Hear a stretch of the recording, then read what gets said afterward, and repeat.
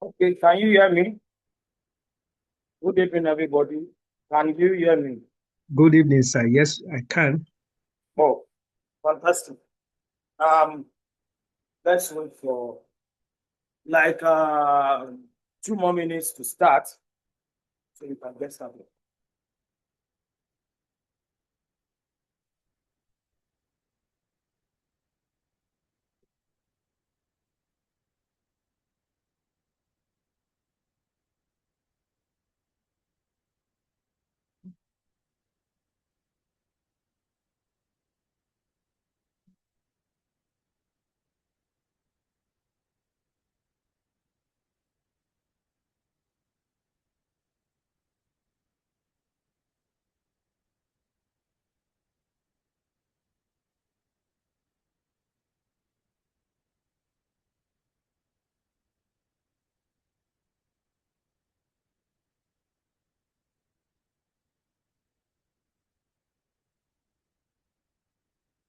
Okay, we have 5 people already, so I think we can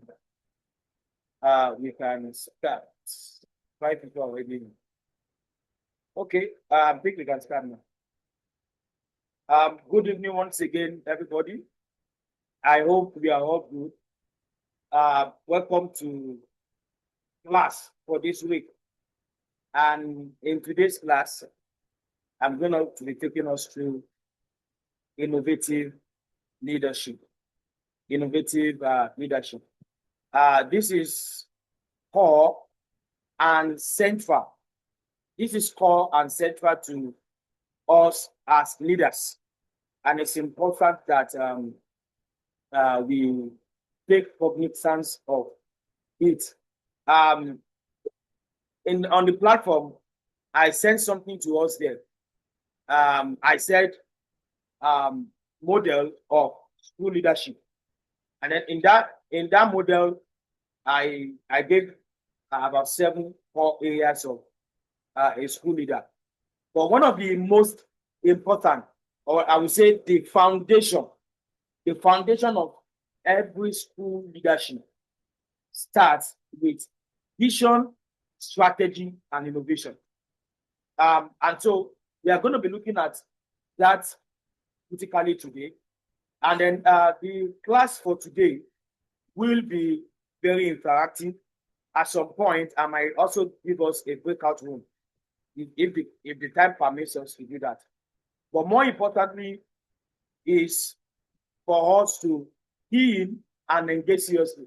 One of the things I've always said is that if we have too many staff and not too many leaders, that organization cannot grow. In fact, most of the time when I consult for schools, the first thing I have to look at is to assess the leadership capacity of whether the leader or even the follower, the teachers. Because my belief is that when you have leaders in school, the vision moves forward better. They are able to take initiatives. They are able to innovate. But if you have too many followers and few leaders, the school is going to struggle. So apart from you being a leader, one of the things you must really work on is to turn your staff to leaders. In fact, at some point, you need to turn, at every point, you need to even turn your students to leaders. When we have enough leaders in an organization, it moves forward more. But more importantly, one of the things you want to also look at today is that your first function is vision and strategy. There must be a direction your school is heading to, and there must be laid down plans, which is called strategy. How you want to do what you want to do, how you want to move in that direction. Vision is the direction. Strategy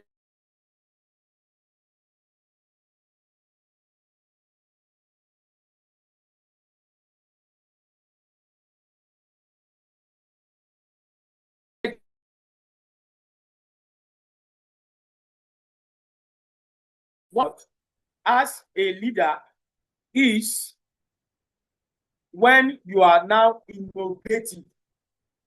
vision and strategy are good, but innovation is better, is the best, because along the line, strategies may fail. Along the line, things begin to change. We are in a changing world. So a leader must be innovative enough in order to drive the organization forward. So to start off with, we are going to start with this school innovation matrix. We are going to start off with this school innovation matrix. I want you to pick a pen and a paper. I want you to pick a pen and a paper. It's going to be, like I said, it's going to be practical. So what I want you to do is you are going to score, and then you give a total score. The total score, you let me know. You can just send a private chat to me for us to do. But if you want to show it, it's fine. Now, these are core areas. As a consultant to schools, one of the areas when we are trying to drive innovation in a particular school, we focus majorly on these 14 core areas. This covers an entirety of the school life.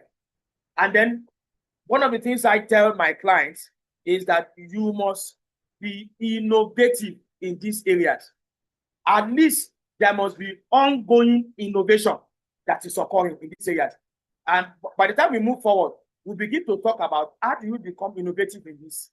Then what do you do? Because as a leader, it's your core function, it's your foundational work, is that you must bring innovation to the table. When there is vision, there is strategy, there must be innovation. We must be continually innovating to make things better. So I want you to identify, you are going to score yourself 1 to 10 in each of these core areas. How well are you innovating? And your score is going to be based on whether there is a current innovation that is ongoing and how well you have been innovative in these core areas. I want us to do that. I'm going to give us 5 minutes to do that, or 3 minutes thereabout. Just score under curriculum and curriculum design and delivery. How innovative is your school? Have you come up with innovations in curriculum design and delivery? Are there any new innovations in your school? Or for the past 5 years, the same curriculum design and the same curriculum delivery, that's what you have been following. I want you to score yourself 1 to 10. If it's 1, you tick 1. If it is 2, you tick 2. Then the second thing is, how innovative are you in strategy and growth management? In strategy and growth management, how innovative are you? Then the third one, in the use of technology, how innovative are you?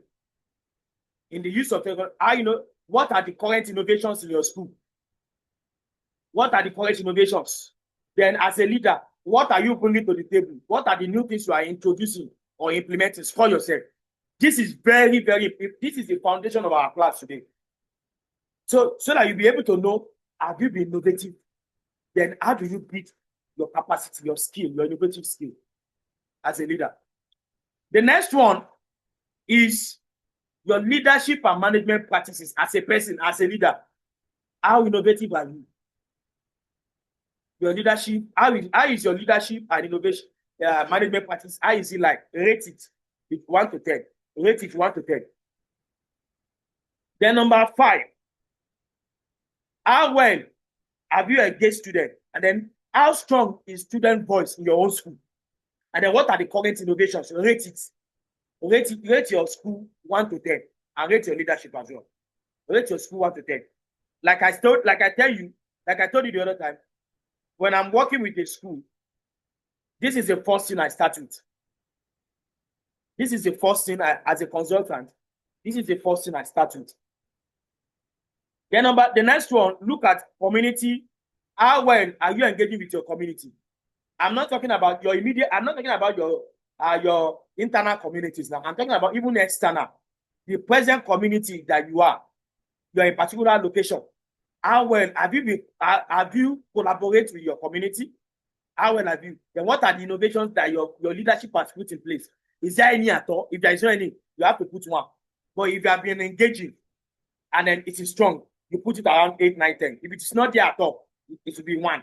So rate yourself. Then, what innovations are you engaging? Are your school is engaging currently in terms of infrastructure and the environment? In terms of infrastructure and the environment. Then, in terms of human resources, what are the innovations that you are putting in place? What is your school like in terms of human resources management? How well have you been able to manage human resources in your school? I want you to rate yourself. Then, in terms of brand, your branding, how well is your school brand? How strong it is? Your school brand. How strong it is? Your school brand. Then the enrollment, marketing, public relations, and partnership. How strong it is in your school. Then in terms of current projects that is going on, how strong is your school in projects, in finance, in professional development, then in assessment and evaluation? If you have done that, I want you to do something for me. If you add your scores together, your scores should be actually over 140. I'm putting it at 140. I want you to write it down. If you don't want to send it in the chat, send it directly to me as a direct message. Send it directly to me as a direct message. The score you have in each of them, in each of the areas, and then you do a total score. I'm waiting for that in the next 2 minutes while we prepare to start today's class. So I'm going to talk about that, and I'll tell you why I have requested that.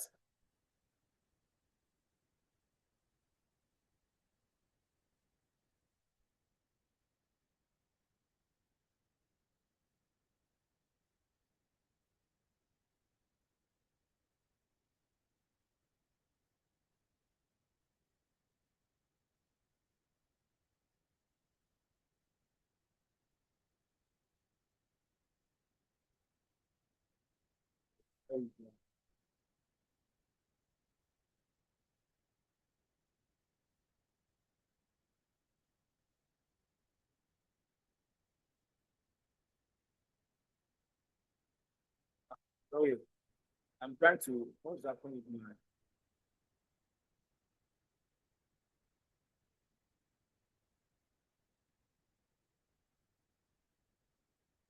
Why is this not coming?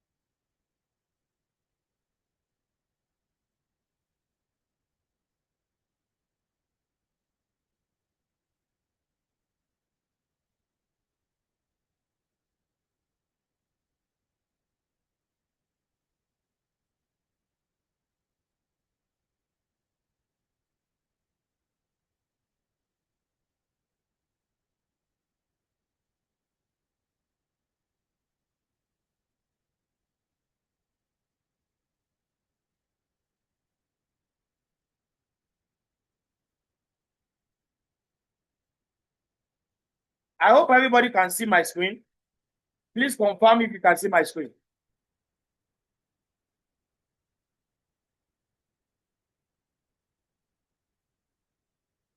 Can you see my screen? I can't hear anybody. Please confirm if you can see my screen. Yes, we can see your screen. Okay, it's fine.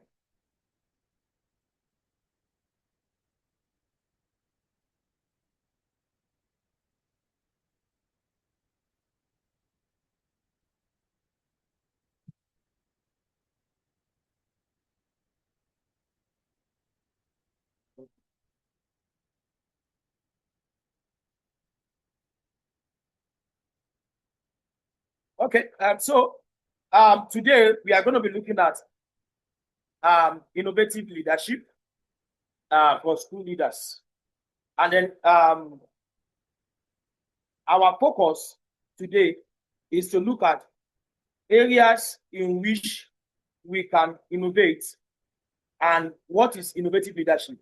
In the what's it called? The slide, the picture I sent to you. Okay, some people are already sending it to me. Thank you for the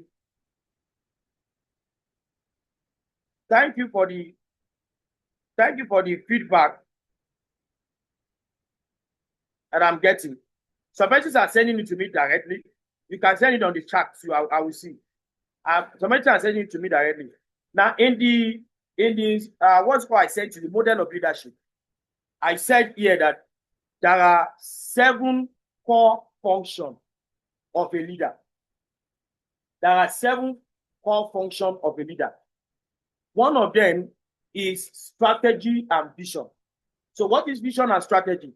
Your ability to set clear vision, missions and values, to develop strategic goals and action plans, to drive innovation, and to align people and resources to priorities. I said another one is instructional leadership, to drive instruction. The next one is people and culture leadership, your ability to manage people, to lead people, to influence them to achieve a certain goal. Another function is we call operation and system leadership, to ensure day-to-day flow of activities, to build systems such that when you are not even there, things are working. The next thing is we call it accountability, assessment and accountability. We also call it monitoring and evaluation, such that you are able to assess current situation and provide solutions. And then, of course, you are able to hold people accountable. You are able to monitor and evaluate both students, teachers, systems, structure, strategies, activities. The next one is to manage or lead partnerships and relationships. The next one is governance, the structures, and then the ethical leadership. These are core functions. These are core functions of your leadership. The core function of your leadership. But like I usually say, one of the most important as far as your leadership is concerned, or the foundation, is vision, strategy, and innovation. Your core function or the foundation of every of your work as a school leader is the vision, the strategy, and the innovation. Why? Because these are what set the tone for every other thing. You cannot determine the type of people you need when the vision is not clear, when the missions are not clear, when the strategy and the action plans are not in place. It is the vision and the values and the mission and the strategy that determines the people. Then it is the people that determines the structure. It is the vision that determines the governance. You don't build on nothing. So it is important as a leader, you understand that.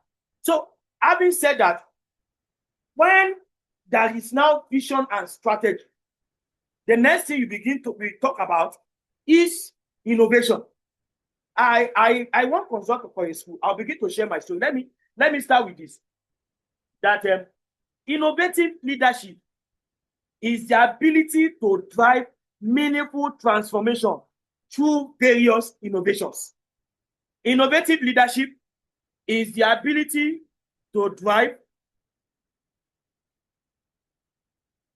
Innovative leadership is the ability to drive meaningful transformation through various innovations. Now, before we now go, let's take what's it called? An assessment. I want to share with you something. Now, let's assume we are going to open our mics to talk about it. We are talking about innovation, and we say innovative leadership is the ability to drive meaningful transformation through various innovation. It is leading people to change, to produce a better result. Now, let's assume that we'll be talking about innovation. Let me give a scenario. Let's assume that as a leader, you introduce the use of technology in your school, but you observed that nothing changed. This is where I want to ask questions now. It's going to be participatory. As a leader, we are talking about innovation, and then one of the innovations we are going to be focusing on is that is in vogue now is the use of technology to drive instruction, to drive systems, to drive structure, to drive activities in the school. Let's assume you introduce the use of technology in your school, and you observe that things did not change, the result did not improve, system does not get better, people still are not productive. As a leader, what do you think would have been responsible? That's the question I want to ask. As a leader, I want to ask the question again. The question is, you are a leader, you are leading a school, and you introduce technology into your core activities, enrollment, teaching, administration, structure, engagement, and so on. You introduce technology, and you observe that things did not improve. You observe that things are still the same. Result did not improve. Productivity level is still the same and the likes. I want 2 to 3 persons to raise up your hand and tell us, what do you think would have been responsible? What do you think would have been responsible? If you want to talk, please, can you raise up your hand? Like I said, we are going to be participating a lot. That's the first case scenario. What do you think would have been responsible? What do you think would have been? I need answer, or should I start calling names so that we can get more engaged? Okay, one person is raising up and he's going to be highly engaging. Highly. And as a teacher, so I'm not a speaker, and then I'll be calling names. I want everybody to participate. So we have Mrs. Henrietta there. Who else? I need a male volunteer. If you are not talking, okay, let's have Mr. Zacchaeus Akiwande also talk. Mr. Zacchaeus Akiwande. So let's have Mrs. Henrietta Babajide, and I want Mrs. Taku Grace to also talk. So 3 persons. So get ready to talk. In my class, you must talk. There is a lot to talk about. In my class, you must talk. Okay, Mrs. Babajide. Yes, good evening all. I feel the workforce might need training and being carried along. It's not enough to just introduce, but to be sure that what you are introducing, everybody is at the same, it's knowledgeable about it and agrees to the importance and the need for it. So I think training should come in here. Thank you. Thank you so much. Mr. Akiwande. Mr. Akiwande. Thank you very much.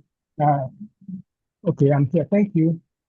In the first place, after introducing such innovation, using of the use of information technology in the area of results and maybe every area of the school, yes, every area of the school, use technology.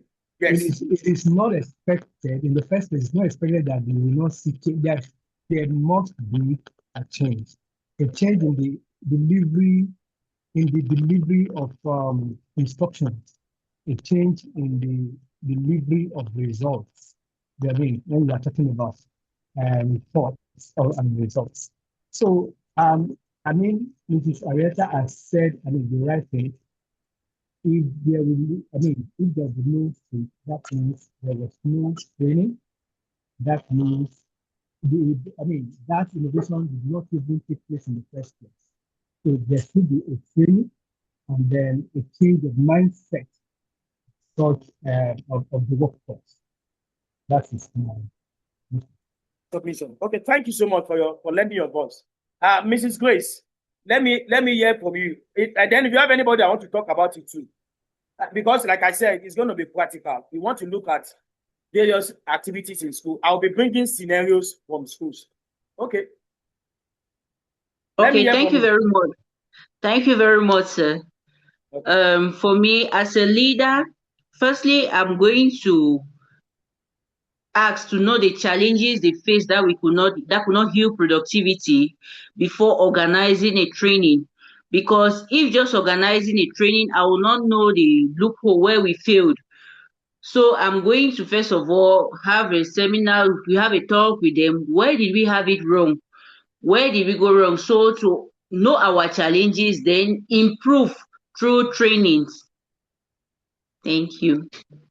Okay, thank you so much, everybody, for your feedback.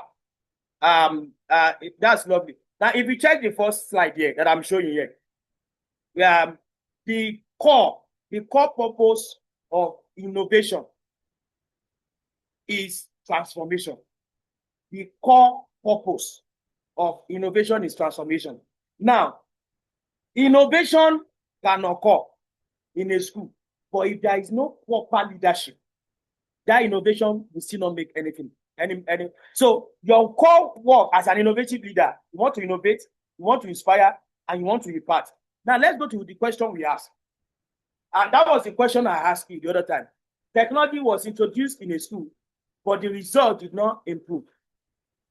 Some of the things that could have caused, one of the things that could have caused it is, like the first person I've said, teacher training. It might not be even the training for teachers alone, and all the stakeholders involved. So one of the things that might have happened is maybe there is no proper training. Number two is that there is no monitoring and evaluation to get feedbacks, and that is where leadership is coming in. And if you see what we said here, everybody, let's read it together. Innovation without leadership is an expensive experiment. Innovation without leadership is what? An expensive experiment. It is good to experiment, but the experimentation must be structured. And that is where your leadership comes in. So when innovation is introduced to school, the first thing that must be before that time, there must be what is called needs assessment. As a leader, when you want to introduce innovation, we are still going to talk about what innovation is itself. When you want to introduce innovation and you want it to work, the first thing is needs assessment. What do we need at this area? And that is why if I ask you to do some assignment, I've not gotten some feedback. I'm expecting feedback. Some people are sharing with me. Some people are not sharing. I want to have that feedback. I'm going to go back to that.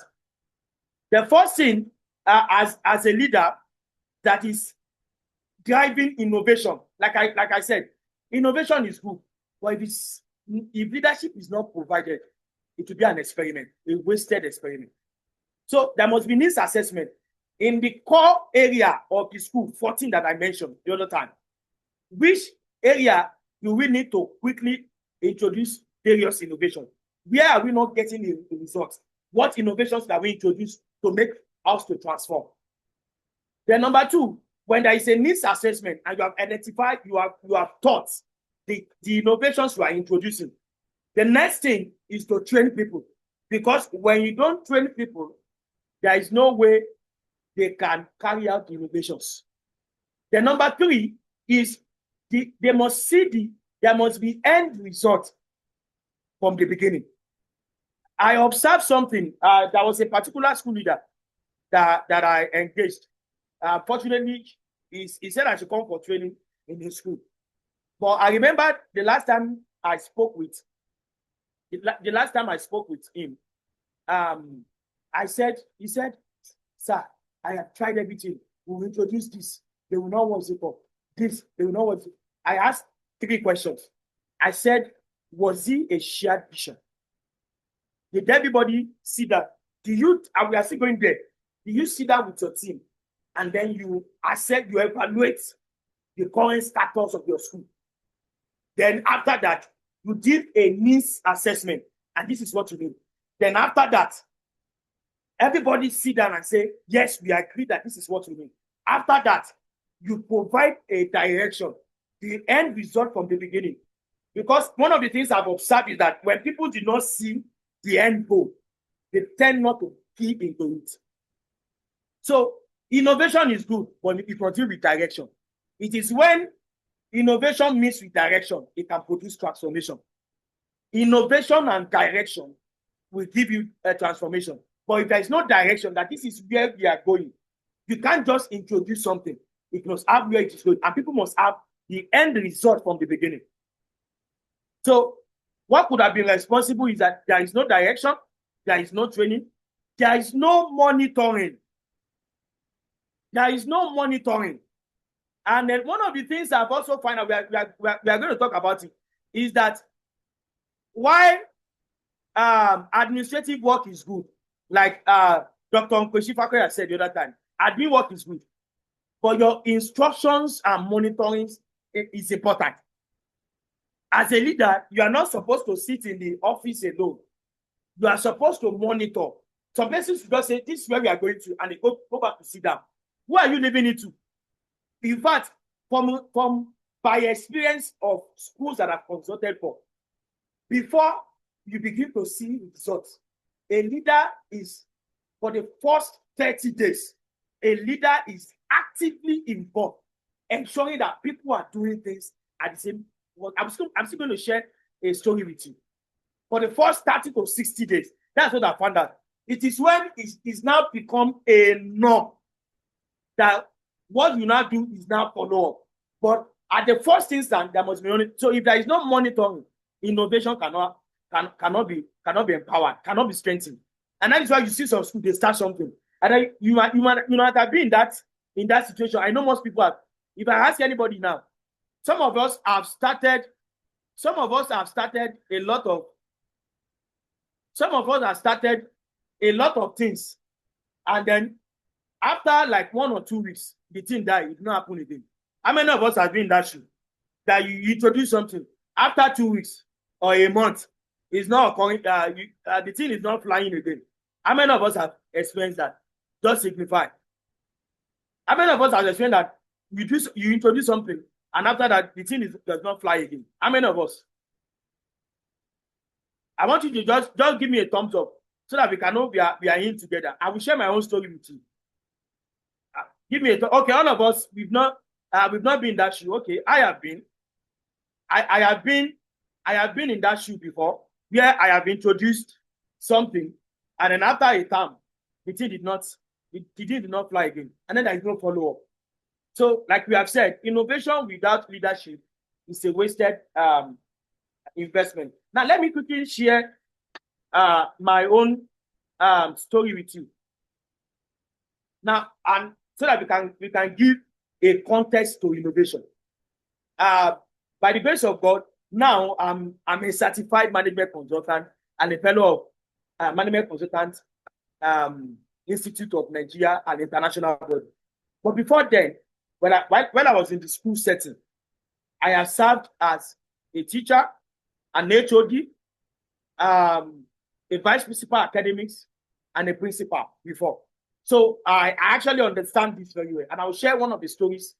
When I was a vice principal academics, I introduced something then that at the end of every assessment, every continuous assessment, before we introduce innovations in assessment, we started with, usually have, of course, all of us will have test 1, test 2, and the likes. Some persons in some school, they do a weekly test. We introduce that one later. But let me not even talk about that. Then after that test, one of the things I do is that we get raw data. I tell the teachers then that, and then they submit to their HODs. Give me information of what each person scored in their test. And then from there, we run data. How well did you perform in this particular subject? And then we now do another data. How well did they perform in the assessment in maths for a particular class? So how well, then we do a total. If your total score should be 300 and you score below 200, that is a problem. one of the things I do then was to start with a feedback. Anybody that scored below 200, I send a message to their parents. By the time I will tell the HODs that once I send a message, you must follow up with your class teachers then. So I send a message. I painstakingly myself take time to discuss with each of the parents. Then I got a feedback one day. And then a parent told me then that I'm not surprised. She cannot do better because in this particular subject that you have listed, the teacher there is only the brilliant student he or she focus on. I said, thank you for the feedback. I now myself, I went to the class. I didn't notify the teacher. I said, HOD, just follow me. You know, when teachers see you, they want to adjust and relax. So I stood somewhere and I told the HOD, just go like this, you want to go and what's it called? That is outside the routine check, instructional leadership that we provide. I just went there just to confirm what the parents said. So I went there and I was distant. So they were thinking maybe, you know, most of the time I go around and the likes. So they were thinking maybe just a routine work that the vice principal academy would do. So they didn't know that I was. So I observed that throughout his class, I stayed 40 minutes. Throughout his class, he was actually calling some set of students. So when I noticed that, I said, okay, I think I've got him. I invited him to the office. The HOD was sitting beside me there. And I asked, I observed something in your class. You do this, you do that, you do that. He said, those students are not, when you treat them, they are not serious and they are doing what's it called. I said, that's not it. That's not what you're supposed to do. Everybody's supposed to be carried out. He said, it's not a waste of, you know, all those stuff. Then I asked him to go back and I discussed with and that was when I wanted to introduce one innovation, the learner's profile. Because I got a lot of feedback from parents. And I said, I called the management team that works with me. Then then the principal, of course, I informed the principal and the like. I had to call the HOD first. I said, to make our work, I called the class teachers too. To make our work easier, we need to introduce an innovation called the learner's profile. What we are going to do in the learner's profile is to, based on the previous years, just a single year, let's profile our learners. A student, B student, and the likes. And then we profile about 189 students in the school. We did a profile. We have a checklist to profile the student. By profiling the student, I now had a meeting. I had a meeting with the teachers then. First with the HOD, then with the teachers. I said, these are the profile of our learners. And then we also find out by research, because it took us about 2 weeks, which one are auditory learners. And that one of the things that I now introduce as innovation is that the first 3 weeks of resumption of GSS1 students and SS1 students, we do that. And then the first month of each academic year, we do that. So at the first week of every year, every term, they did a welcome test to show their level. They also did then I also asked the teachers to use different methods and we get feedback. So we're able to provide them as based on grades where the academic set line. We're also able to provide them based on their learning style. So after doing that, I told the teachers, with the information with you now, learner's profile that you have with you, your instructions must be differentiated, must be such that you cover for each of them. You know their profile now, you know what they need. You must also be able to cover for their what's it called. So from there, I now told each teacher, based on the profile of the student in your own class, you have to design methods that fit this profile. And then we start. And then I realized something.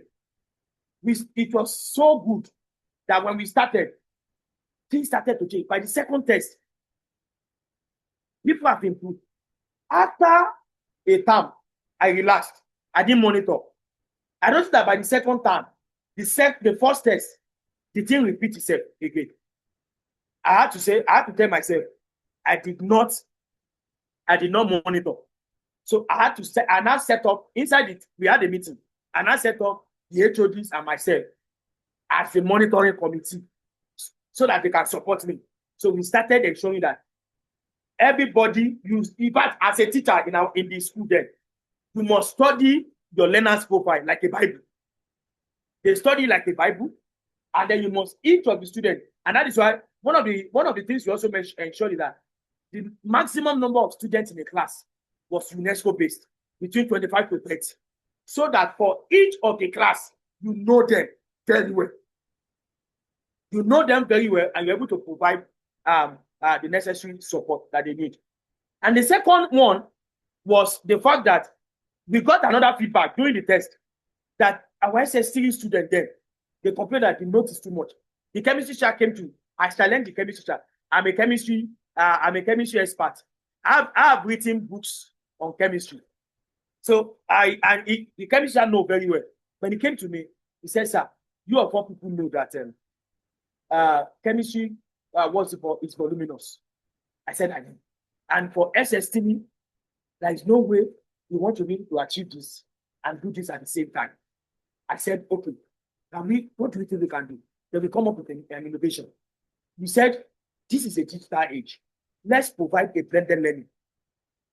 Let each, for the core subjects of the SS3 student, whether art or what's, let them have an ebook sent to them, and then we sought the opinion of the parent, the approval. We had to record them. I will talk about that because when you are introducing innovation, everybody must be carried along. We carry the teachers along. We said, let's come up with an ebook, e-learning materials for them. So the e-learning materials is sent the way we and then of course, fortunately, then the students were in the hostel. So and then we encourage that they have a laptop, and the laptop that we have was we bought an expert, was configured such that it is going to be academic purpose only. We bought an expert because that is where strategy innovation comes in. We look at the pros and cons. If we introduce system, we did not misuse it. We did not do this. We did not do this. So we asked ourselves a lot of questions. Okay, to mitigate that, let's do this. To mitigate this, let's do this. So we said for SST students, their core subject, let them have e-learning material. And as a teacher, go and create slides. You have to present with slides when you come in. They have the notes. And then we also introduce that since they have the notes, the teacher is presenting with the slide. And then we support them with what's it called? Short videos, which we told our teachers then. And then to encourage them for the innovation to work, we gave them data incentives and additional token. Create a slide. We taught them how to create, like we did training on creation of slide, how to talk on your slide so that you can create a video and the likes. We do that. So we created everything. So they have a video material, they have e-notes, they have slide. So when the teacher enters the class, they teach with slide. And of course, we told them that they're going to be using a flipped classroom methodology plus blended learning. So every SS3 student are required to read before the class.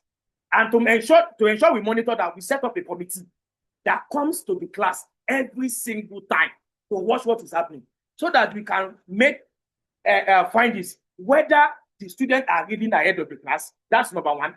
And then I told them my vision was very clear.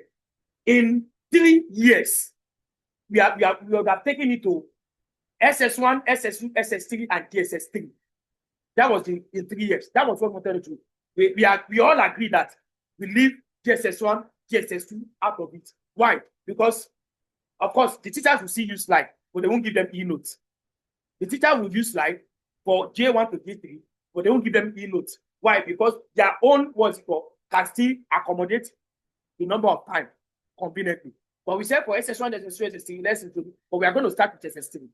And then when we started monitoring, this committee started giving feedback. We realized that year, the students had opportunity to read more because the burden of writing notes, but we did something again. We said it should not be that they will not write notes at all. So at the end of every class, each student will be given 5 to 10 minutes to summarize everything that they have learned about that topic, and the teacher will score outside the assessment. So by the time we introduced that, we realized something, that they had more time to interact with material. Of course, they now understand clearly that if you come to any class for the core subjects that we have mentioned, you must have read. Because one, the teacher will first assess you based on what he assumed that you have read, to understand that. Number two is that the persons that are monitoring what's called, they will still come around to check. That year, the result of that, I think they had the set, about out of 15 students, they were 15. Out of 15, 4 had straight 9 A's in their what's it called. But not, and then the grade, I think we do not have the highest was about 2 credits. It's not, I not told the teacher, everybody was happy. I said it's not even about the grade. It's about what have we been able to do apart from them a passing exam. We took time again to now say, we now pick individually, maybe once in a week, come and present on this particular topic. Talk about it. We want to see. We observed that at least each of them were able to spend 3 to 5 minutes talking about that particular topic. The whole learning outcomes was improved, and the students were able to replicate and provide whatever they have been taught. So various innovations were introduced there, and then we made sure that it was sustainable because we set up a team. And then I also set up a team where even if this person leave, was documented. So we documented all the processes that was involved. Now, why are we saying this? Let's go to this. This is the real problem that I found out.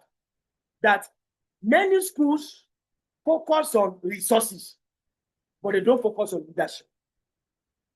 Many schools focus on innovation, but they don't focus on the leadership behind the innovation. It is one thing to provide resources. It is one thing to provide, to be strategic, to be innovative, to bring up a lot of innovations. But it's another thing to provide leadership. Now, look at the resources. You have tools and technology. You have teaching materials. You have training and funding. You provided everything. But there was no clear vision on what you want to achieve with the resources that you are putting down. There is no clear direction of where you're taking to. There is no alignment, and there is no accountability. Who are responsible? Who do we make responsible for if the thing did not go well? Who is responsible for the particular side of the innovation to occur? I observe that a lot is not always there like that. So if you have resources, you have innovations, and there is a leadership gap, there will still be poor results. And that is where the real problem is. So leadership determines the outcome of every innovation. Leadership determines the outcome of every innovation. Please take note of that. Leadership determines the outcome of every innovation. So as a leader, if resources are available and they are underutilized, and there is no leadership being profiled, the outcome will still suffer. So what then is innovative leadership? What then is innovative leadership? Innovative leadership is the ability to drive meaningful transformation in your school. Is your ability to drive meaningful transformation in your school. It is also the ability, like I wrote here down, to drive transformation through various innovation. You are coming up with, you notice that there are a lot of things that are not going right, and you're able to come up with various innovation, and you provide leadership. You influence people. You do the needful, and you're able to see progress over time. And then, an innovative leader, number one, sees possibilities. That's what is not here, but I wrote it down. An innovative leader sees possibilities. Where people are saying, can this be possible? Okay, I did something. Like I said, currently now, I have what is called a learning center. I have learning centers. I have 3 learning centers in 3 states. And in my learning centers, one of the things I tell the staff there is that nothing is impossible. As far as we can see, we can do. Nothing is impossible. As far as so I said last year, I remember I told okay, it was in Ekiti Center. I told the student because I was based in Ekiti then. I still go around. I told I had a meeting with the tutors and the center manager and the secretary. I said, in this environment, 300 is very, very not common.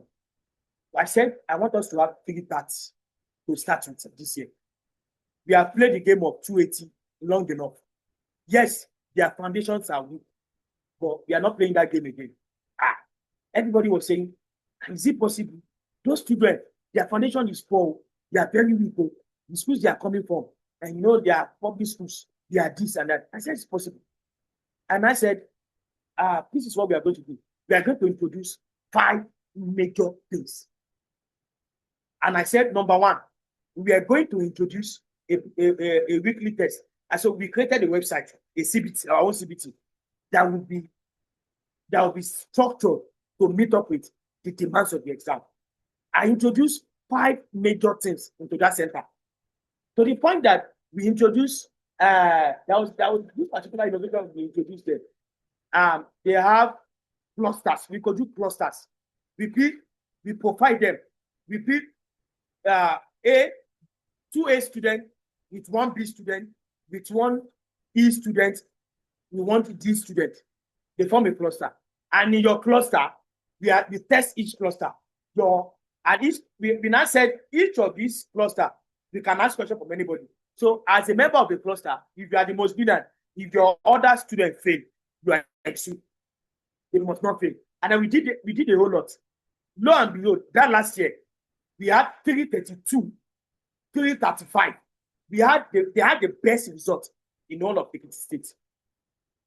And I told them this year, they're going to be in top 20 in your Nigeria.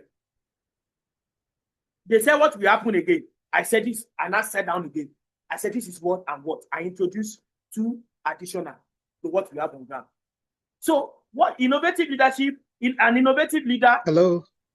An innovative Sorry, leader. the voice, there's no voice again. I can't hear anything again. Can you hear me now? Can you hear me?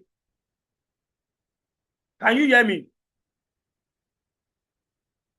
Can you hear me? Can somebody please confirm if you can hear me? Somebody said he cannot hear us. Yes, I can hear you. I think that it should be because I can hear everybody. I think I can hear you. Thank you. That should be your network.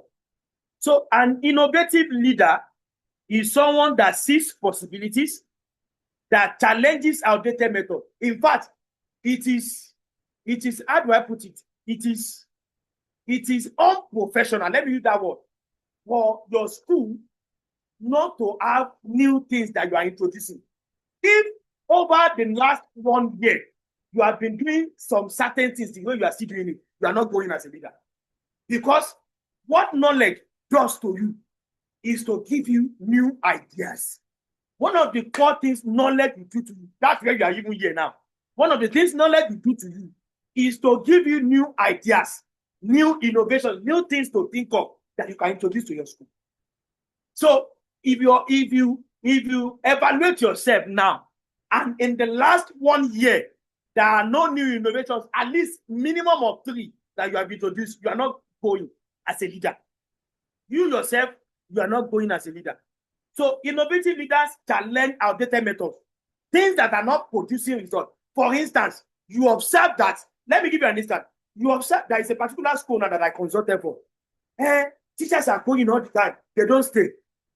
She complained the first year, she complained the second year. There was a time I had to sit down there. I said, Ma, if things repeat itself 1 year, 2 years, then it is not the thing again, it is you. That is what I used to challenge her. I said, because when things are become like that, your work as a leader is now to become an innovative leader. You must carry out, okay, if people are leaving, what are the new innovations I can put in place in my human resources area of the school that can make people to stay? So as you are challenging outdated methods, outdated strategies, you are empowering your workforce, and then you are turning new ideas to result. So innovative leadership starts with new ideas. Then the leader leads the change, and then the outcome begins to go forth. So innovative leadership is about driving new ideas, leading the change, and improving outcomes. So that means, as an innovative leader, you are creative, you explore possibilities, you bring fresh solutions to old problems. Look at that word. You bring fresh solutions to old problems. In fact, it is a challenge, or it is unspoken of, when things continue to repeat itself for 2-3 consecutive times and you do not find solution, you are not innovative. That's one way to challenge yourself.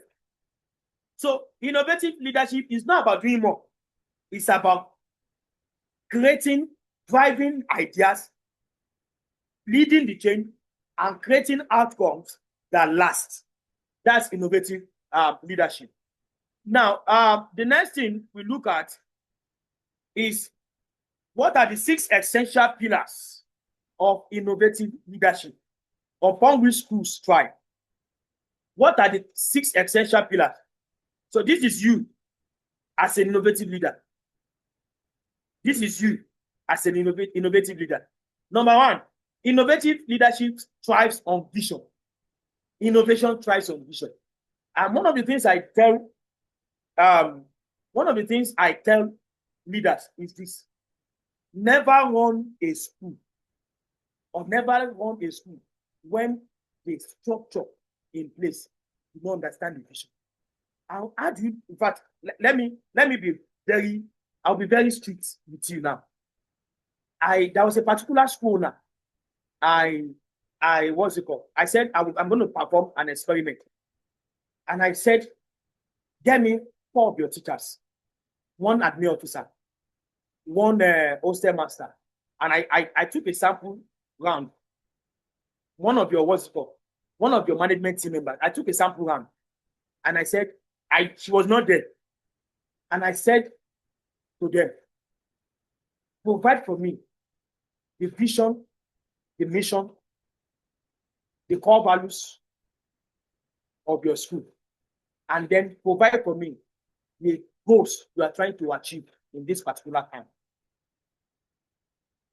I told her to just go, because I wanted her to see why things are not the way they are, especially for people. Out of 10, I think the sample I took was 8 or 10. I can't remember. It was 10. It was 10, not 8. 4 teachers, 1 management team, admin, bossa, the prefect, because I had to call the prefect, the head boy, the head girl. I called them. I think about 10. There were 10. I did the sampling, and I asked them, provide this for me, each person. And then the way I did it, so that the other person will not hear. It was like an interview. So I found out that out of the 10, only 1 person was able to give 60% of the answer. Talk about the vision and the mission. But even the goals and they are planning to achieve with them, none of them can tell me, just 1. And I left. I did I used a data framework. And I said, from the 10, from my sampling, less than 15% understand the vision of your school. You are not leading a school. I have to be factual. When I carried it out, I said, do you want me to pass you, or you want me to tell you the truth? And then she said, please proceed, tell me the truth. I said, you are not leading it. I said, no matter the innovation, if the visions are not in, it will work. Innovation thrives in vision. And in fact, it is vision that propels innovation. By the time you are beginning to try new ideas, you now begin to see align with the vision. So, as a leader, have the attitude that the first thing to do is to ensure that all the core, and not only your immediate ones, even your parents must understand what you are trying to achieve. Nobody can support what they don't know. Nobody can support what they don't know. And that's why you say a lot of courses. For instance, when I was teaching some particular teachers, I taught them about classroom transformation, how to transform their classroom. I said, when you are transforming your classroom, the first thing is to set goals with your students and with yourself. This is what I want to achieve with my classroom this time. And you tell your student, this is what I do it every time. And every single time I do it, when I was in class, every of my students, even the weak ones, that they move usually from 30 to 50. They might not still be good, but they would have seen a considerable change. Because I tell them my benchmark is 60. And this is what we are trying to achieve. My first class every single time is what we are trying to achieve. And after I've done that, the next thing I do is to send message to all their parents. For this time, this is what I'm trying to achieve with these children. Will you cooperate with me? Now, it will be insane for any parent not to want to cooperate. Why? Because they understood what I was trying to do. And of course, I also communicate with when I was teaching, when I was not HOD then, I communicate with the HOD, I communicate with the principal, as the case may be. So everybody understands what I was trying to do in that particular class. So it is impossible to innovate or to lead innovation when the vision is not clear. So the first thing to do as a leader, write it down now, is to ensure that sit your team down and let them understand the vision. And in fact, it will shock you. Because I've carried out before that some schools, even some school owners or school leaders, don't even understand the vision of their school. Or don't even know it. Call them. Let me tell you the truth. If I call you now and ask you what is the vision of it, and you cannot provide it, I don't take you serious as a leader. I won't take you serious. So how do you interpret? How do you communicate? How do you lead a vision you can't remember? A vision you have not internalized. So your innovation thrives on vision.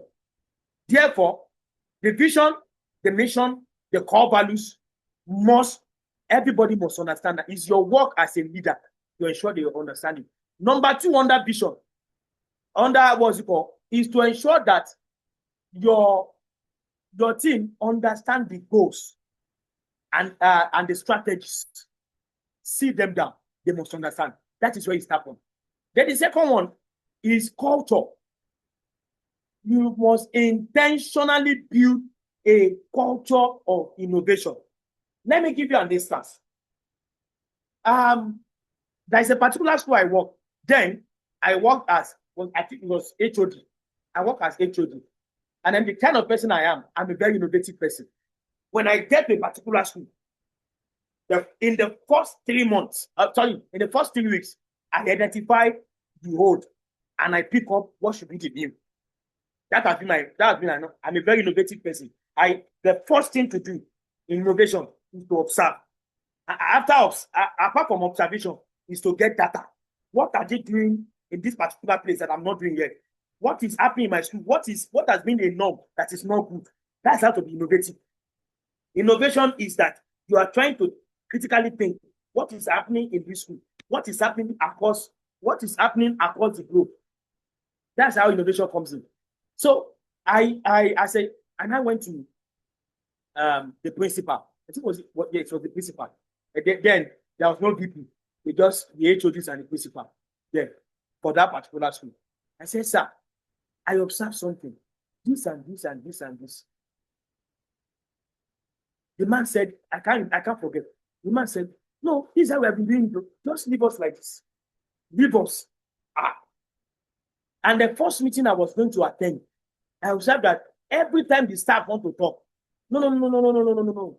I even work with a particular, as a consultant myself, I work with a particular school owner that said, no, this is how we have been doing it. The next thing I do, I drop the message. I wrote a particular letter. I cannot work with him. So, one of the framework which innovation thrives is when it becomes a culture. Even within your students, there are some schools, their students are robots. They just give them ping and let them. The students are not creative. They are not innovative. They cannot look at problems and say, we also observe problems. And that's why we talk about student voice the other time. That is where student voice comes in. It must be a culture in the school that all your key stakeholders can be able to say, this is not supposed to be, and this is what I'm thinking. So you must build an environment where innovation thrives. Allow people to talk about ideas. In fact, there was a particular school I consult for. I told the school owner, I said, ensure that you have minimum of 3 to 4 meetings every time, minimum. And then two of your meetings should be strategy innovation meeting. The person asked, what does it mean? I said, that meeting is not to come to be talking about, you must fill your lesson notes, like how some leaders will do. You must fill your lesson notes. You must have this, you must that. No, sir. The essence of that meeting is to put them in 2s and 3s and say, in this area, I've given you a template already. In this area of our school, what is the problem? What can we do? Another set of people, in this area of our school, what is the problem? What can we do? And let them sit in 2s and 3s. Let them sit in ones that was, you focus on that. Let brainstorm. Let it be an innovation meeting and discuss it.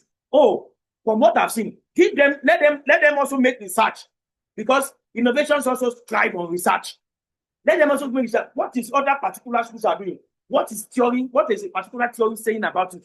Let everybody. So foster a culture of innovation where everybody is involved.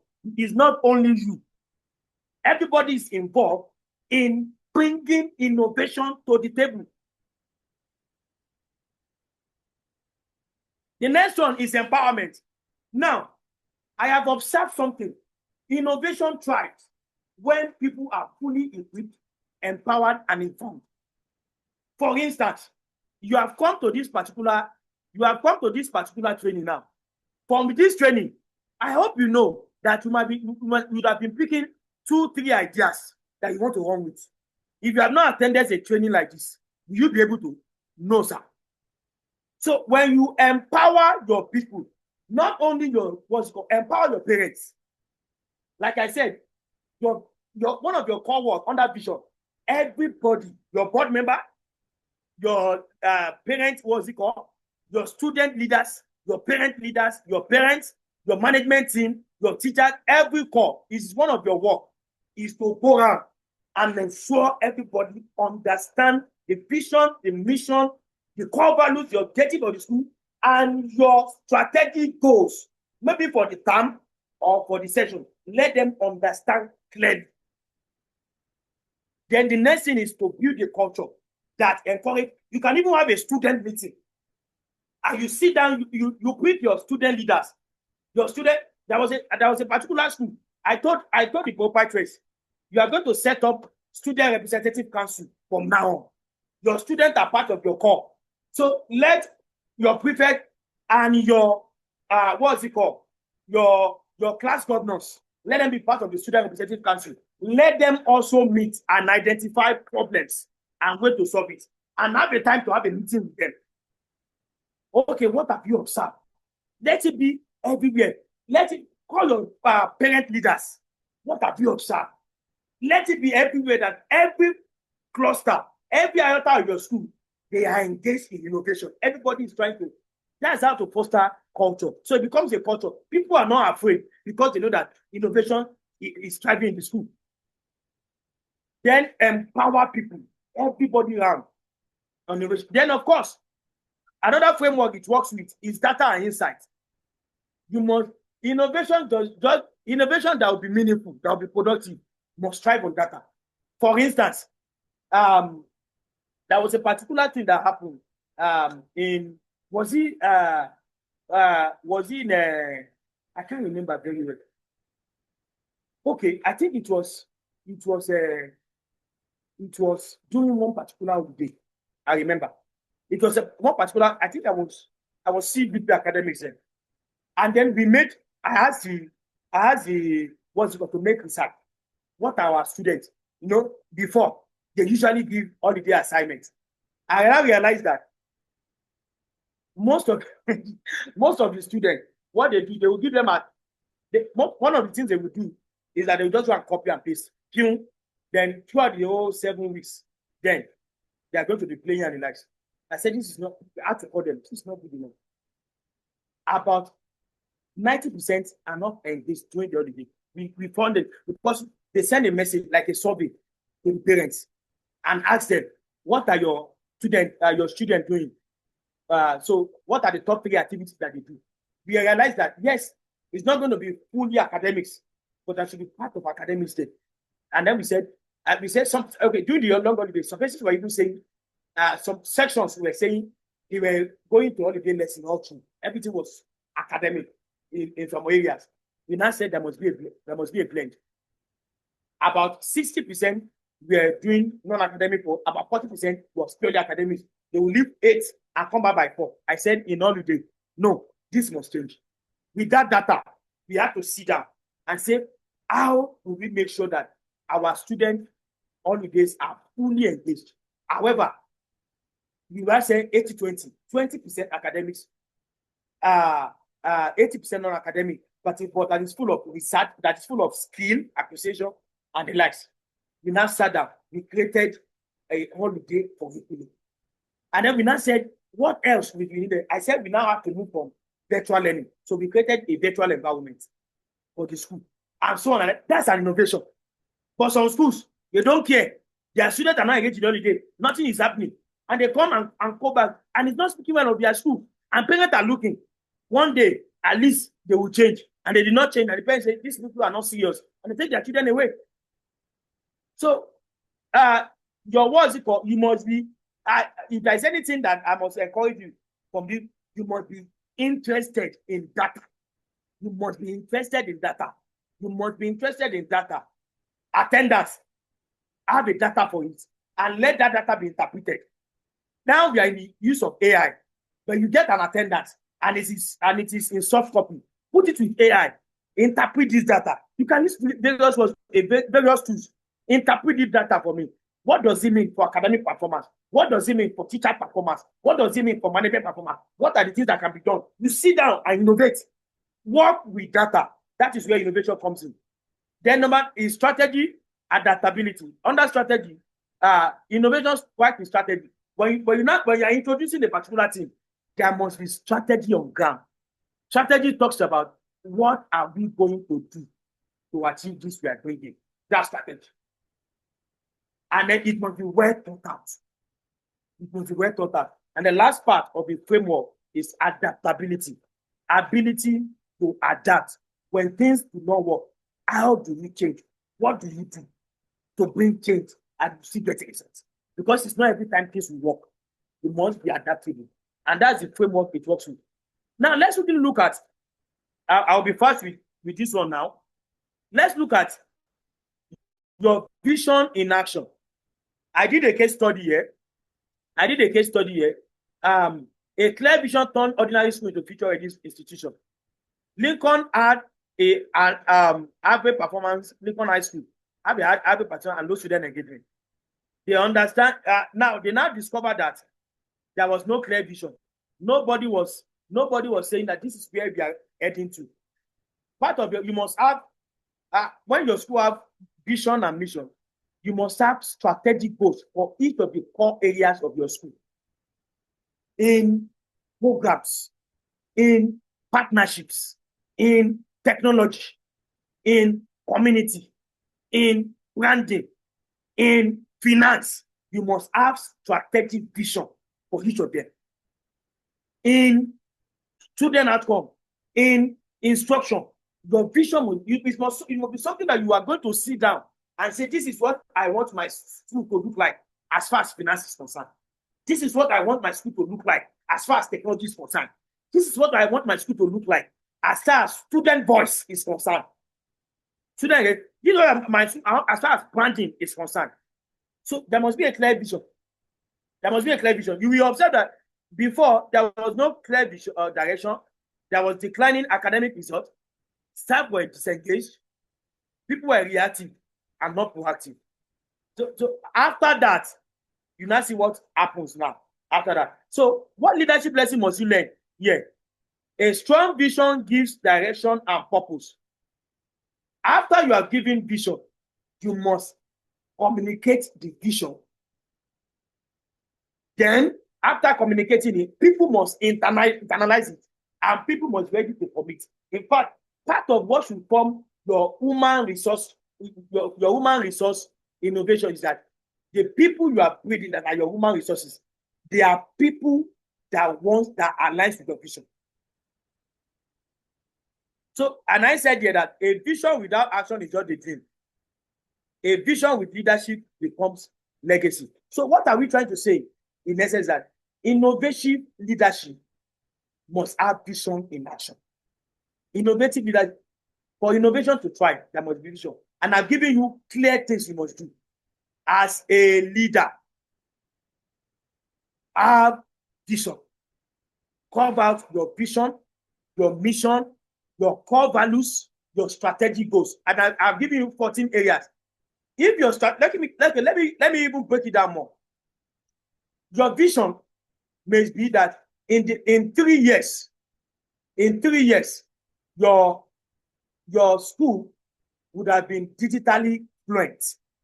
Would have moved from digitally from a digital school, from a digital literate school to a digital fluent school. That's a vision. That 90% of all your teachers must be tech-driven. 90% of all your students must be tech-driven, must be tech-savvy. If that is a vision, from there, you now carve out goals, strategic goals, that by the end of first term of the first year, they must have learned to do this. By the end of first term of second year, they must have done this. Those are the actions of what you want to do for the vision to be fulfilled. So, if you are getting what I'm trying to say, can you give me a thumbs up? I want to be sure. I want to be sure that you are getting what I'm saying. Because I want you to be practical. I want you to be real. There are things you are going to take steps on. If you are getting what I'm saying, give me a thumbs up. If you are sure you are getting, give me a thumbs up. Let me be sure. Let me be sure. Give me a thumbs up. Let me be sure we are what's it called? We are on the same level. So as a leader, if you want innovations to thrive, visions must be clear. Vision, and in fact, it is the vision that drives innovation. For instance, let me give you a particular, like in my learning center, all the learning center, one of the things I said was that one of the vision we said was that all our students will be ready a month before exam. That was one of the I'm just using my own now so that I can also contextualize it. One of the first things I said was that one of the vision I told the teachers, we want the student to be ready. Then I said, what are the things? We now ask ourselves, what are the things to do so that the vision can be realized? We now said, number one is that preparation, practicing of what's it called, must not be towards the end. But that was what we did. We now said the innovation now is that there will be daily, there will be weekly, and there will be monthly tests to prepare students. So we now said it's not possible for teachers to be marking daily. Let's introduce a CBT platform embedded in our website. So every student is to go there for 1 hour daily to take a test. And at the end of every week, they take 2 hours test, like JAMB. At the end of every month, they do written so as to see what they have done in the month. Maybe they know it. So And then we now set up goals by month one. By month one, each of the students should have covered at least 30 to 40% of their work, of their coursework in preparation for the exam. I said, we now said, how do we achieve that? We draw up a timetable for them. We did a daily work score. We set up a meeting with their parents and the rest. We were doing a lot of things. And we set different goals so that the vision can be achieved. And then the ultimate vision was that out of some of our centers, the minimum is 100 students. We said we want 60 students to have 270 and above. That was the ultimate vision. So your own school, as a leader, you must set that kind of vision. It's from that vision that innovation will start coming in. Oh, this is what we are supposed to be doing. This is what we are supposed to be doing. This is what we should do. And if one is not working, we went there to assess again. Oh, this is not working. Let's bring in new idea. That is how innovation starts. And if you see in contemporary world, fintech started because of innovation. What is the innovation? They observed there was a problem. They observed that people queue in banks. Bank delayed them. The conventional bank do a lot of rubbish. That they now said, what if you have a what's it called, that people do not need to queue to go and open an account? What if you don't need to go to ATM? You don't need to do this. That is where the innovation comes. That is how innovation is being bettered. So there must be vision in action. Now let's do a quick reflection. I can take this topic for this is my 8th slide, but we'll have to also let's do a quick reflection. I want you to be very honest. Be very honest with yourself. What is your personal vision for your school? How well is your leadership team aligned with that vision? What part of your school culture do you want to stretch it the most so that you can accommodate the innovations? Where are you seeing the best result from your innovative efforts? What is one bold action you are going to take in the next 30 days? I want you to answer that question. I'm giving you 2 minutes to quickly put it down. You can share with me or you can write it down. It's a reflection. You can share with me or you can write it down. And I said here that leaders who reflect,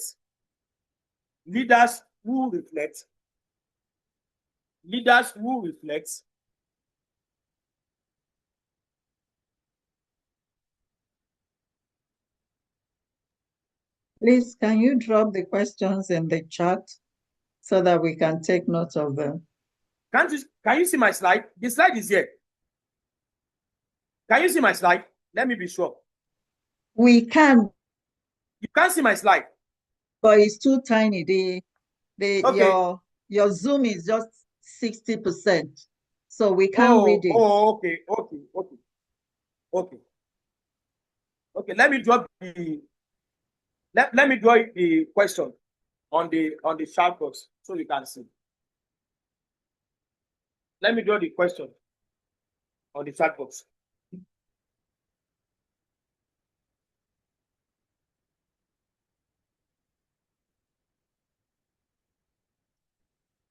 Let me just make it just 3 questions so that we can move on very fast. Okay. The first question is, so as you are doing, just what is my personal vision for my school?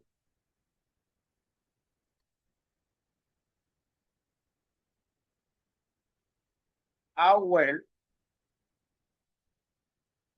is my leadership team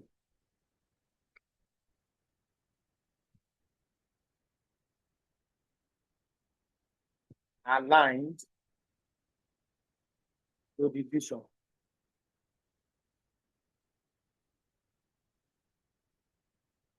One bold step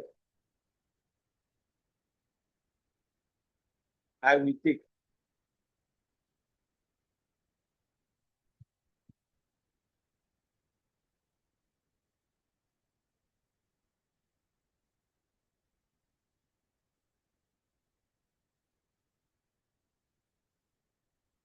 stakeholders are informed, aligned, and start working towards the vision. Okay, those are the questions. So they are reflective questions. So it's something you should reflect on. Why you reflect on that? We'll quickly move. I've talked about culture of innovation the other time. I've talked about culture of innovation. Once your team aligns with the vision, the next thing is to encourage a culture of innovation. And I told you one core ways to do that. Number one is that you have to encourage ideas. Don't shut people up. And make people feel that their ideas are valued. You are not all in all, no matter how good you are as a leader. You are not all in all. You are not all in all. So no matter how good you are as a leader, encourage ideas. Then ensure psychological safety. People should feel safe to speak up and try new things. One of the things I found out, I deal with teachers a lot. If you ask teacher, why have you not changed your method? Why is it that this old method? You say, in our school, as it is, so is it going to be. And that's going to be forevermore. I say in the 21st century, you are still doing as it is. It's not like that. Don't be a leader that people are not safe. They don't feel safe. They don't feel confident to speak up, or they don't feel confident to try new things. Of course, in providing leadership, one of the things you are going to put in place that whatever new things you are going to discuss, let's have a discussion about it so that there can be proper guidelines. That one is there. But when people are now afraid to even try new things, it's a problem. There is a problem in that school. So encourage ideas, value ideas. Then number 3 is collaboration at all levels. Like I told you, to create culture of innovation, it has to cut across everybody at all levels. Parent leaders, parent community, student leaders, student community, what's it called? Your leadership team, and so on. Let there be encourage people to innovate. Let them identify. There was a particular time I even told we have a feedback box, and under the feedback box, then I created. I said, feel free, whatever challenges you are going through, or whatever challenges you think the school is going through, you don't need to put your name. Feel free to write it, and then feel free to also provide solutions. Because I told them then, there was a particular assembly I addressed them, against some of the students in that particular school. I said, it is not enough to continue to talk about problems. You must provide solutions. So I'm challenging every one of you. Be a solution provider, not a problem talker. So you must emphasize that your people must be solution providers, not problem talkers. If everything you have in your school is that people complain all the time and they're not providing solutions, we are not developing any innovation. There is no culture of innovation in that school. If your teachers are complaining, this problem, parents are complaining, this problem, students are complaining, even your management team are complaining of problem, and nobody is coming about solution, you are not innovative in that school. So one of the ways to even encourage people is that let people work together across teams. Intentionally tell 2 to 3 persons, I have identified this problem. Go and make research, innovate, think of solutions, back it up with data and with clear strategies and action plan. If people work, let them go and think. Don't be the one to think alone. For instance, at the beginning of every school year, every school term, sit down to and identify where are the problems coming from, where are the challenges, and then that's one. Problems help you to innovate. Number two, read up. What are the things that people are doing that you have not introduced in your school? Add it. That's the second way to innovate. Oh, this school, they are doing research more. Okay, can we bring innovation of research into our own, what's it called? Making two research, two problems that is happening in your school. The third one, is what's it called? Feedbacks that you have gotten at the end of every term. I have said it over time to get feedbacks. Get feedbacks. Get feedbacks. Feedbacks helps you to innovate. Get feedback. Do a survey. Feedback from students. Feedback from teachers. Feedback from management team. Feedback from parents. Feedback from student leaders. Feedback from your board. Feedback from feedbacks. You to also sit down. Give yourself feedback.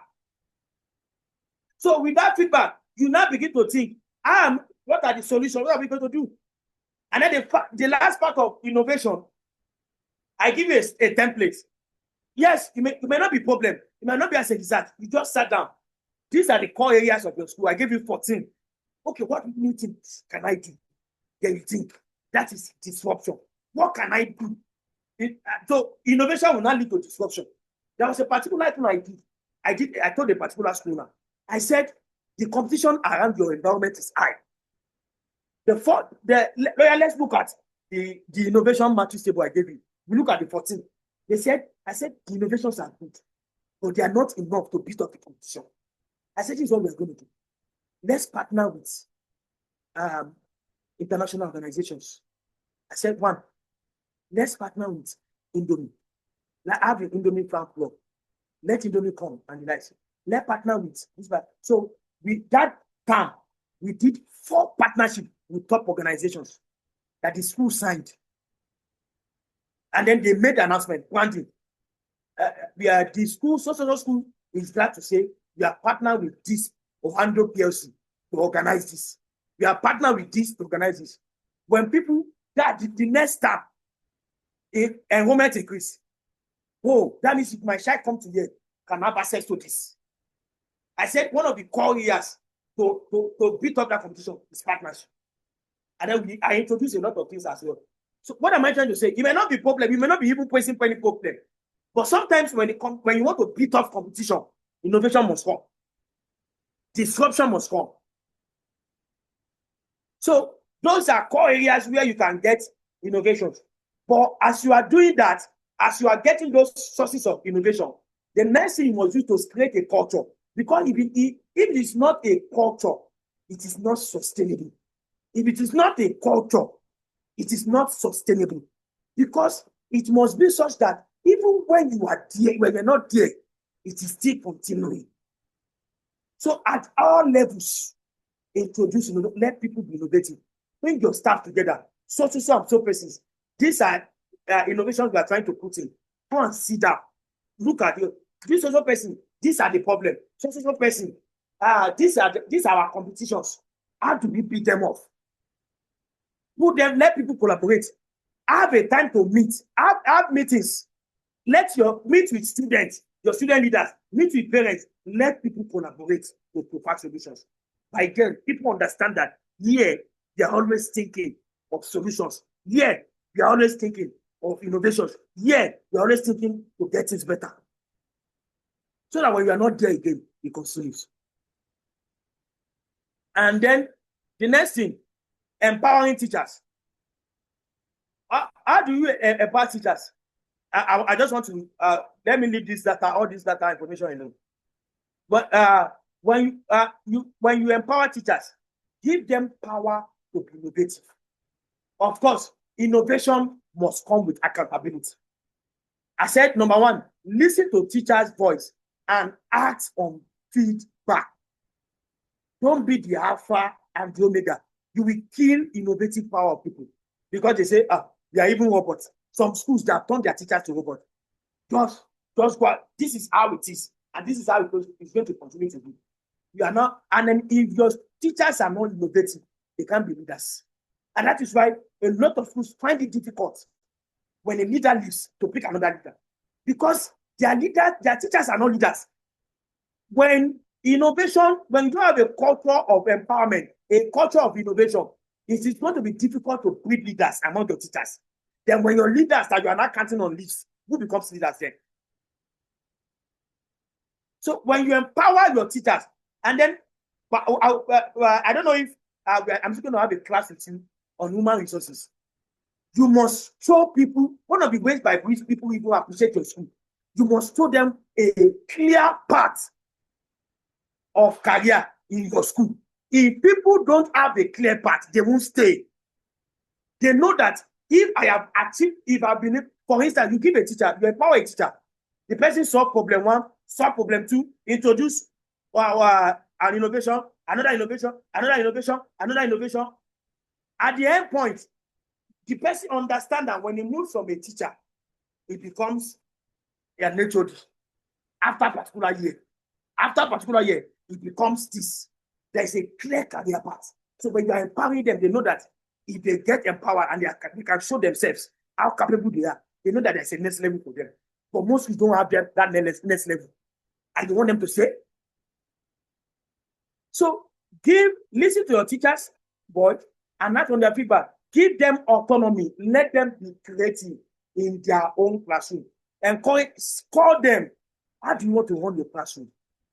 You know, funny enough, some teachers are not even thinking about it. They are thinking that what they have been doing for the past 6 years, that's what they're still thinking to do. And you as a leader, you must not take that. A teacher must be changing. The innovations must be coming in every single time. You cannot use what you have been teaching for 6 years and be coming to teach this year. It's not possible. So God, tell them, as far as this school is concerned, you must be creative. What you did last year, put another tweak to it. Add another, what's it called to it, another spice to it. And give them the autonomy, but make it accountable. That anytime they are carrying it out, they are giving feedback. They understand that they are not just going to carry it out. They know that you want to measure their progress. Then provide resources and time for people to bring innovation. Resources and time. Recognize and celebrate people that are innovative. I can recall, in fact, I'm still looking at, I'm currently in it. I'm in my house in that Ekiti. And then I have about 4 hours here. And what did they give me in that award? The best, the most innovative teacher. I've collected 4 hours when I was a teacher, as an innovative teacher. And then that one helps me and gives me ginger. That to say, oh, I will not begin to think again. That was what actually motivated me. What is happening in this school? How can we improve? Because I'm being recognized for it, for the changes I am bringing, for the innovation I'm introducing. There was a particular school I introduced clubs and society. There was a particular school I introduced exhibition. And then we encourage students to, at the start of a year, you must come up with whether you are science, whether you are commercial, come up with a problem and a solution. And you research that solution and you build a prototype for you, whatever department you are. And every year, there will be exhibition or the solution you have brought. So I was being recognized for it, and I want to do more. Then invest in their growth and in their well-being. Then the next one is data-informed leadership. That's under another framework. A good data will tell you what happened. Great leaders now use data to determine what happened next. A good data tells you what has happened.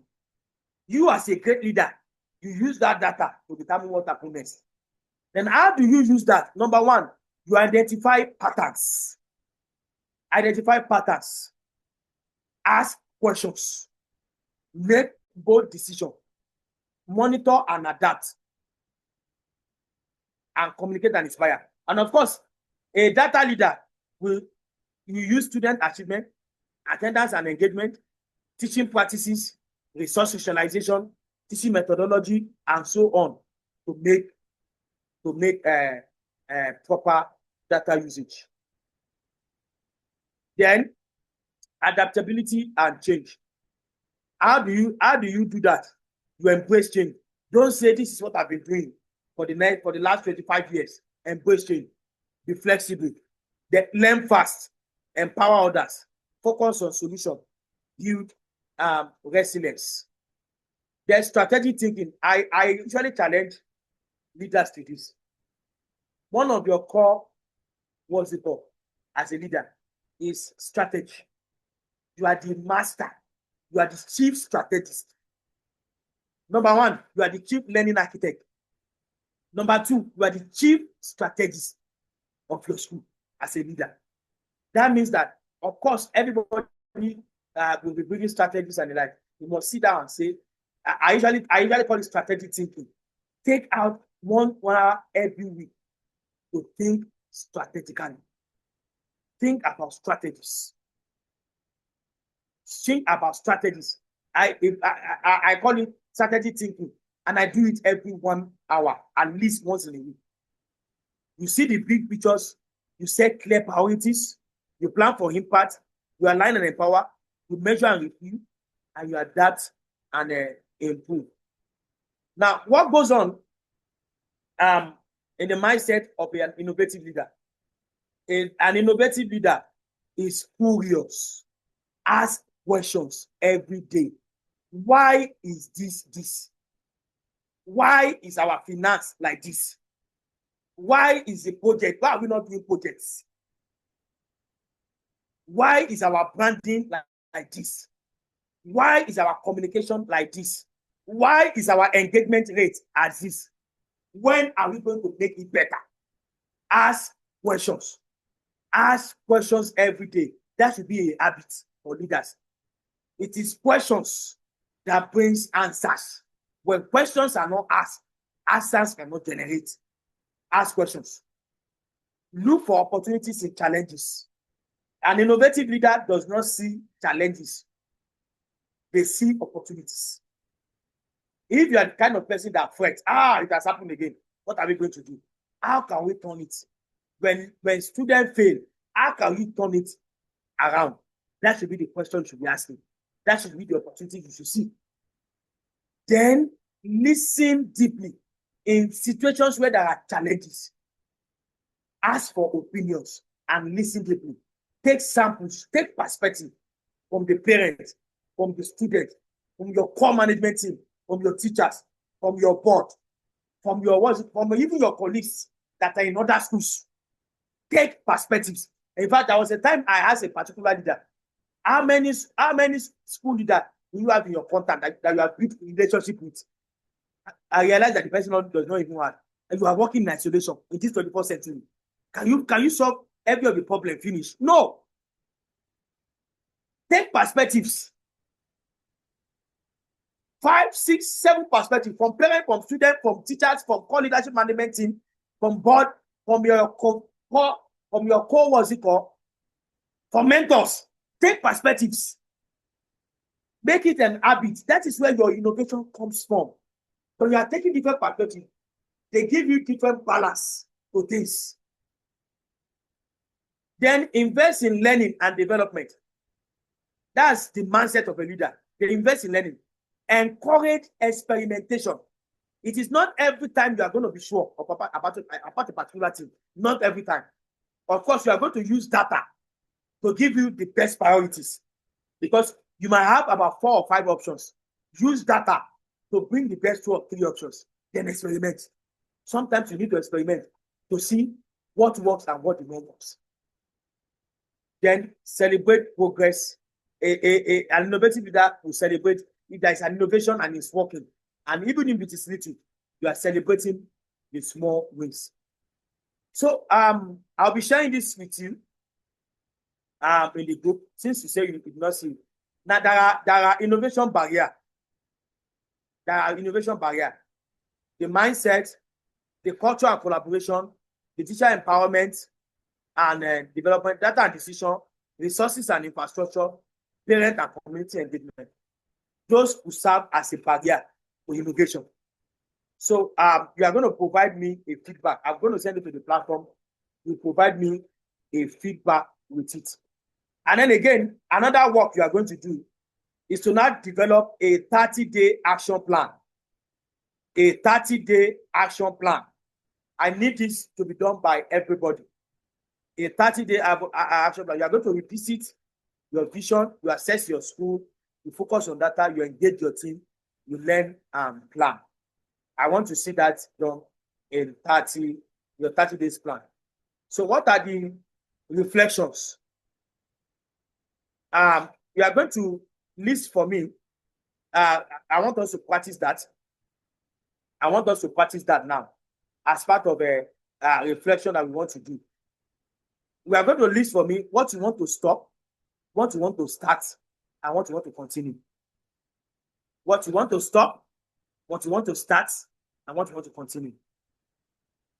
What are the actions under stop? The outdated habits, the actions that limits your team, the practices that reduce. Okay, let me do what to type it. I want to type it on the what's it called? You are going to this is a reflection question now. What you are going to tell me what you want to stop. The first part of the reflection is one, what you want to stop from now. And under that, we are going to look at habits. We are going to look at habits. We are going to look at actions that limit your team. We are going to look at practices that reduce creativity. Reduces creativity. Then, and others that you can think of. So I want everybody to provide for me what you want to stop from what you have learned, from what you have been discussing so far, what you want to stop as a leader. Then, number two, you are going to tell me from what you have learned so far, what you want to start. What do you want to start to make innovations possible? What do you want to start? What you want to start? And then the third one is what you want to, maybe you have been doing some things that have been encouraging innovations. What you want to continue.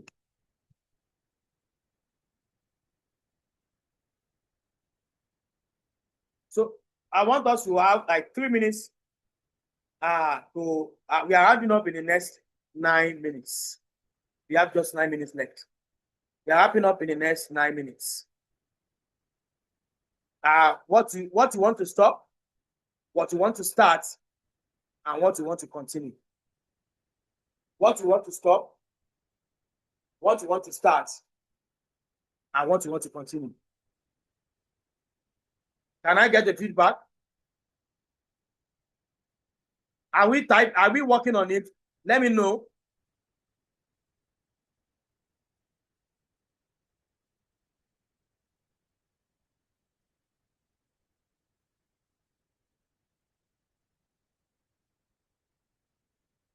Somebody said 83. Okay. Are we working on it? Let me be sure. Are we working on it?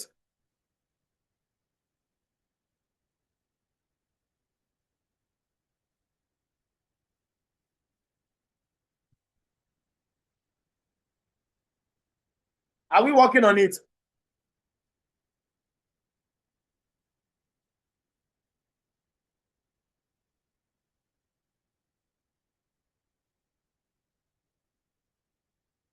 I can't get answers here. Or are you sending it to me privately? Yes, we are working on it. Okay. I want to be sure. Please work on it. It's just a reflection question. From what we have said, from vision to data to workforce empowerment, teacher empowerment, and everything we've talked about. Everything we talked about so far. Vision, culture, empowerment, data, insight, strategy, adaptability, and the likes. Which one are you, from what you have said so far on them, what are the things that you have been doing that you want to stop? Even in your mindset, the mindset of a leader, asking better questions, looking for opportunity challenges, listening deeply, investing time in learning and development, encouraging experimentation, celebrating progress. What have you not been doing? What have you been doing that is wrong that you want to stop? What do you want to start? Then what have you been doing that you want to continue with?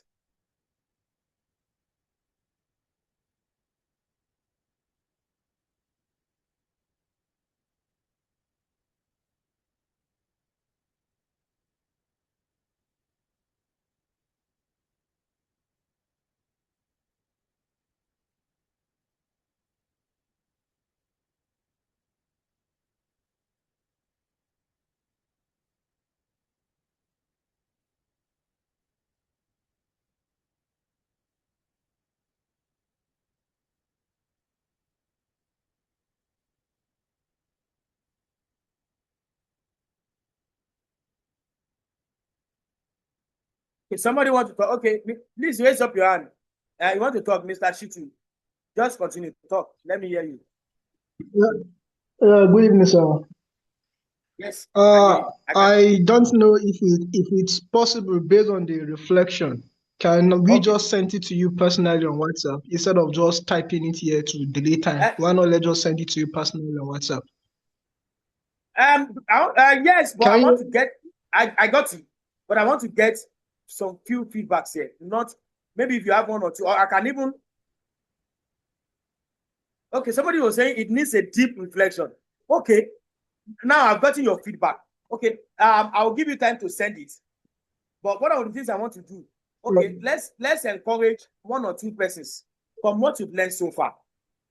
I want to encourage 1, 2, 3, or to just share with me what you've learned, and from what you've learned, what do you think just at this moment before you give me that feedback later on? What do you think you want to start now? What are the things you think you want to stop and continue? Just give me one. Okay. I will be calling names. Don't worry. I'm calling everybody. Okay, start, Mr. Shitu. Your name is at the top. I want you to start. Let's start. All right. One of the things I want to stop right now as a leader is to stop being a sole problem solver at my school. Okay. Because as it is, most times when challenges and problems comes up, everybody runs up to the principal. In fact, most time we even forget that there is proprietor who happens to be the main school owner. So everybody wants to run to the principal for a problem to be solved. So I want to stop that and make sure that everybody starts solving problem within their capacity. So whichever one that is more than what they can solve at that period, then they can bring it down, we'll sit together and look at a way to solve it or provide answer to it together. Because we are now in engagement time. Let me ask this question. Now, you have identified that one of the problems in your own school is that people don't solve problem. It is you that you are solving the whole problem. You are the major problem solver in that school. Now, what are the strategies? What are the strategies you want to put in place that people will start accepting problem and be solving them? From what you have learned, what are the innovations you want to put in place that people will be solving problem? What do you think you want to do? Now, from what we've learned so far, one of the strategies I would like to talk about the culture of innovation, which you've explained earlier. Now, one of the strategy that I'm going to use that is concerning culture innovation is that I am going to ensure that, or I'm going to encourage new ideas from my teacher, and I'll make sure that we work together with it. I'll share my vision with them, or rather, we'll share the vision of the school together. Then we'll come up with a specific idea that will be used to drive or that will follow in order to achieve the goal of at a particular time. Just like you've made mention earlier, or you've taught us before, that at least after having a mission, a vision, and a core value, at least at the end of every term, there should be a value that we want to achieve. So I will encourage ideas, setting up that particular value, and I'll set up a committee that works or brings an action plan that we use in achieving that action plan. So I won't be the only problem solver. That's one of the strategies I'm going to use. Okay. Let me also add to it. If you observe that in your school, one of the innovations you can bring, you can have the think tanks. That's one innovation. Now, apart from, there are two things I will recommend for you. Number one, I have what's called, apart from your normal business meeting, because in schools I encourage you have a routine meeting, which is, I think most schools do every week, just to check out what happened. But apart from that, your core meetings should be number one, strategy and innovation meeting. Under strategy and innovation meeting, Okay. what you want to look at is not general things. You are looking at core issues, core problems or challenges of the school.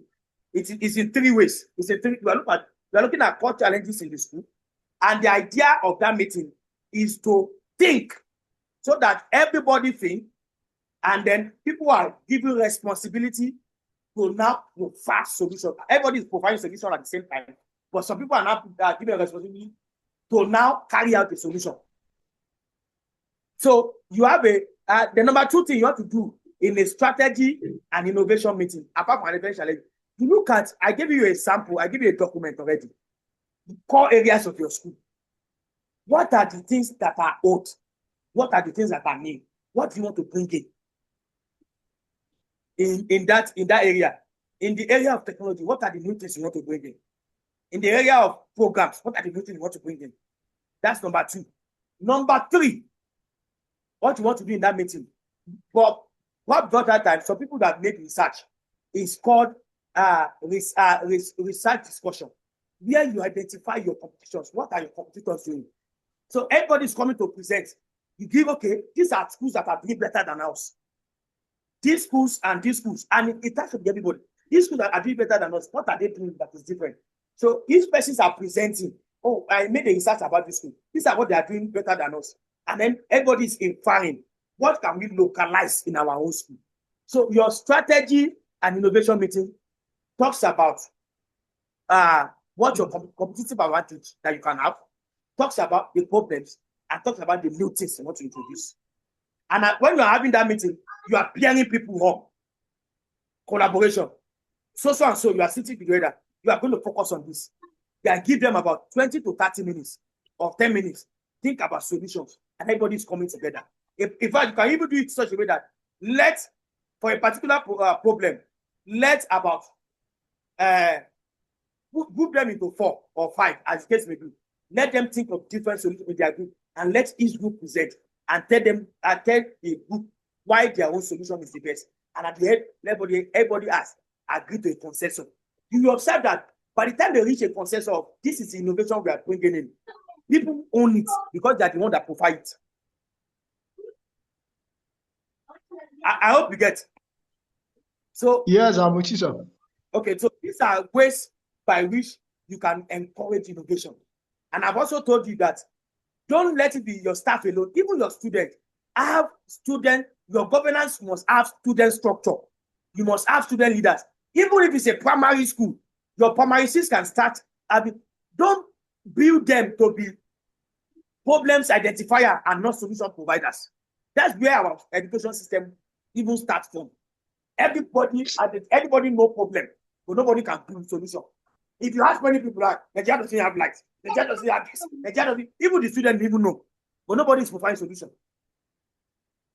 So have your student also be part.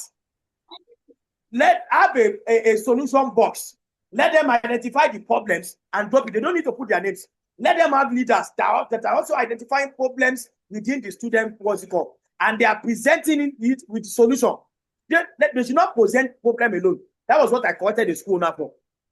What are the things you are seeing in our school that is not good?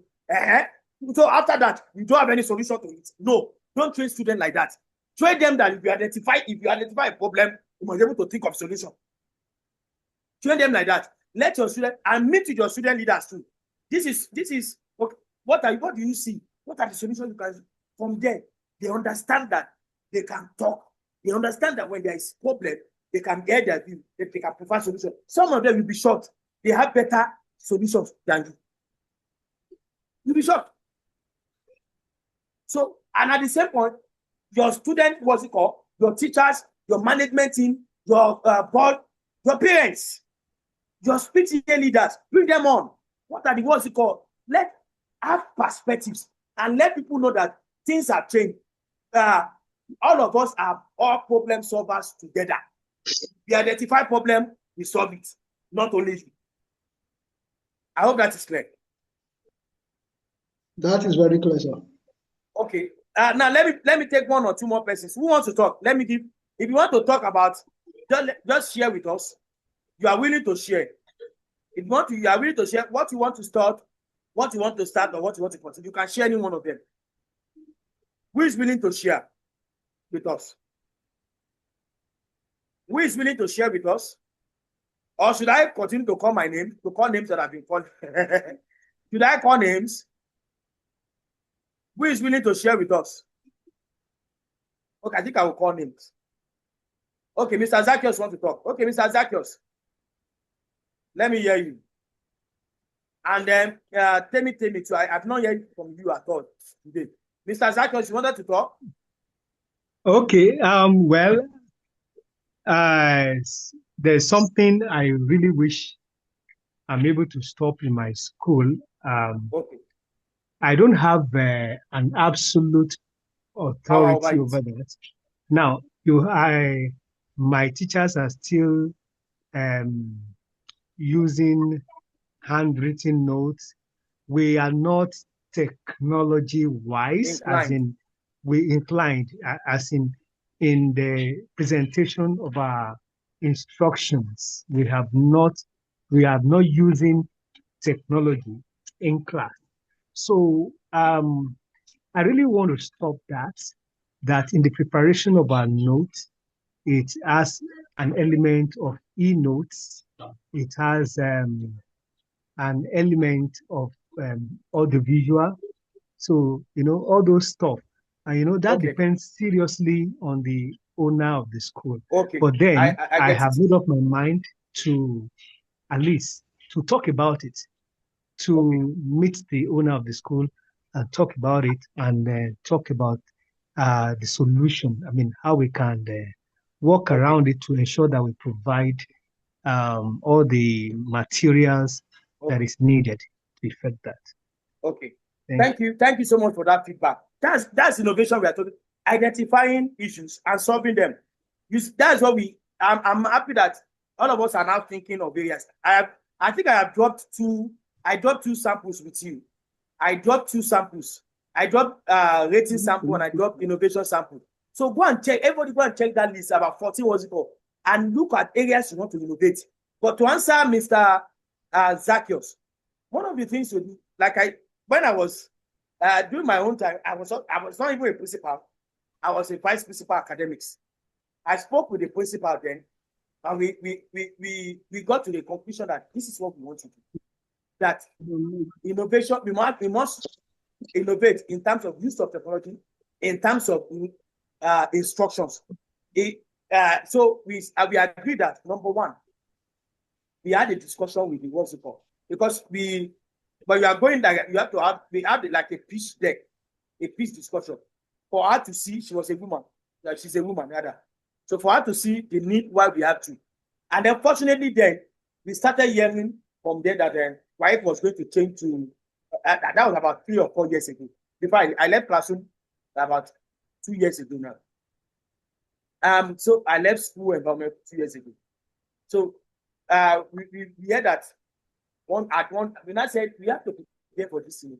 So we now said for her to be convinced very well, we said let's experiment, and that's where experimentation comes in. We are not going to take all the school.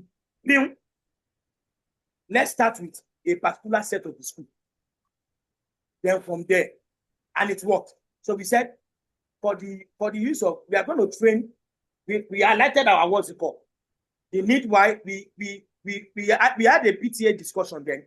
So we have like a general call with the parents, enlightening them of that. We did parent orientation on that.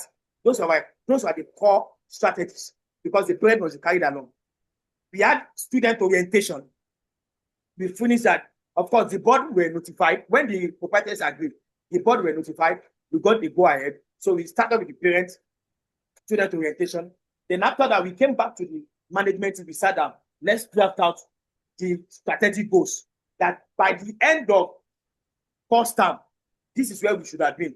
By the end of second term, this is where we are. So we set up a 3-year plan that at the end of 3 years, 95% of all activities, including instructions, will be digitally inclined. That was the what's for. So we now pick it because you can't do it at the same time. It's not possible. So for instruction, we want to have technology aid instruction. We now said again, the goal is to start with the senior classes. So we said, let's start for the first term. Let's start with SS3. So what we did was that we trained all the teachers first. Then we now did additional trainings for SS3 teachers. How to create videos, how to create instructional materials. Now, I've even encouraged school to train their teachers how to use AI to create what's it called? Instructional. I will send you the slide.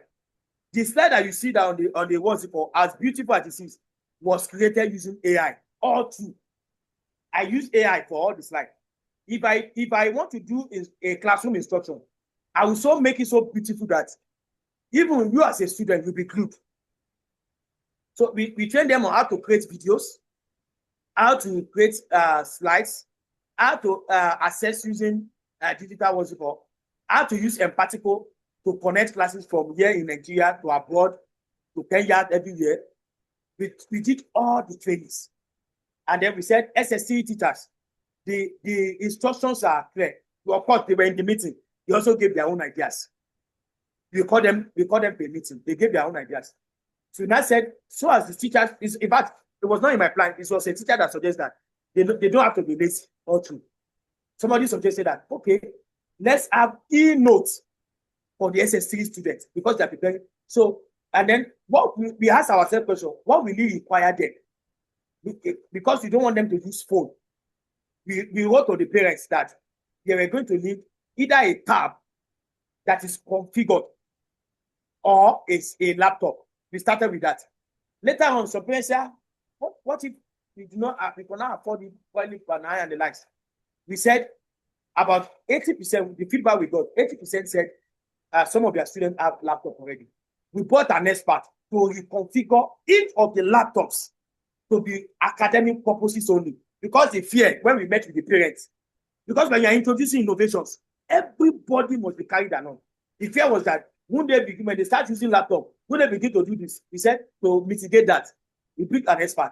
It was segregated such that it is connected to each parent's phone or laptops, what they do. And then again, it is configured to only for academic purposes. And then at some point, when the thing advanced, when we started, by the second year, when we started all senior school, one of the parents, the PTA said, can the school make a tab that everybody can use and buy? So that it will be configured specifically for every materials that is being needed. So, but over time, the innovation will be rebranded, will be renewed. But we started with SS3. So they sent e-notes. And then we said, for every topic, SSC teachers are taking. We started with core subjects. Because the second year, we introduced other subjects. So that it will not be too clustered. So for the core subject, all your topics must be in slide. And then they now say, the work is too much. And like, somebody suggested, I'm on the management team. Let's give them the setting, data, and then thank you for doing this. It's not because we wanted to be money to throw around, but because we wanted it to work and we want to provide leadership. And I told them, unfortunately for me then, that I was doing it, I have been using slide for a long time. In fact, before we introduce this, all my classes, all my topics then, when I was teaching chemistry, I had to video on YouTube. I said, these are the evidences. I have led. So if I have led the whole course, there's nothing you can do. I have led it. I present with slide, and my assessment are on what's it called. I have done it already, so you don't have any option. Then I have YouTube video. We now even told, in fact, some of them are still praising, they are still thanking me today. Some of them created YouTube, and from the YouTube, some other students are watching their what's it called. They give you the link. Some of them are getting abroad, what's it called. Students from abroad are reaching out to them, come and teach me. bear that eating. They're making money. Some of them are still thanking me today. You are the one that made me to an online teacher. Because some of the works I asked them to do them, they are putting it on YouTube. And it is attracting people.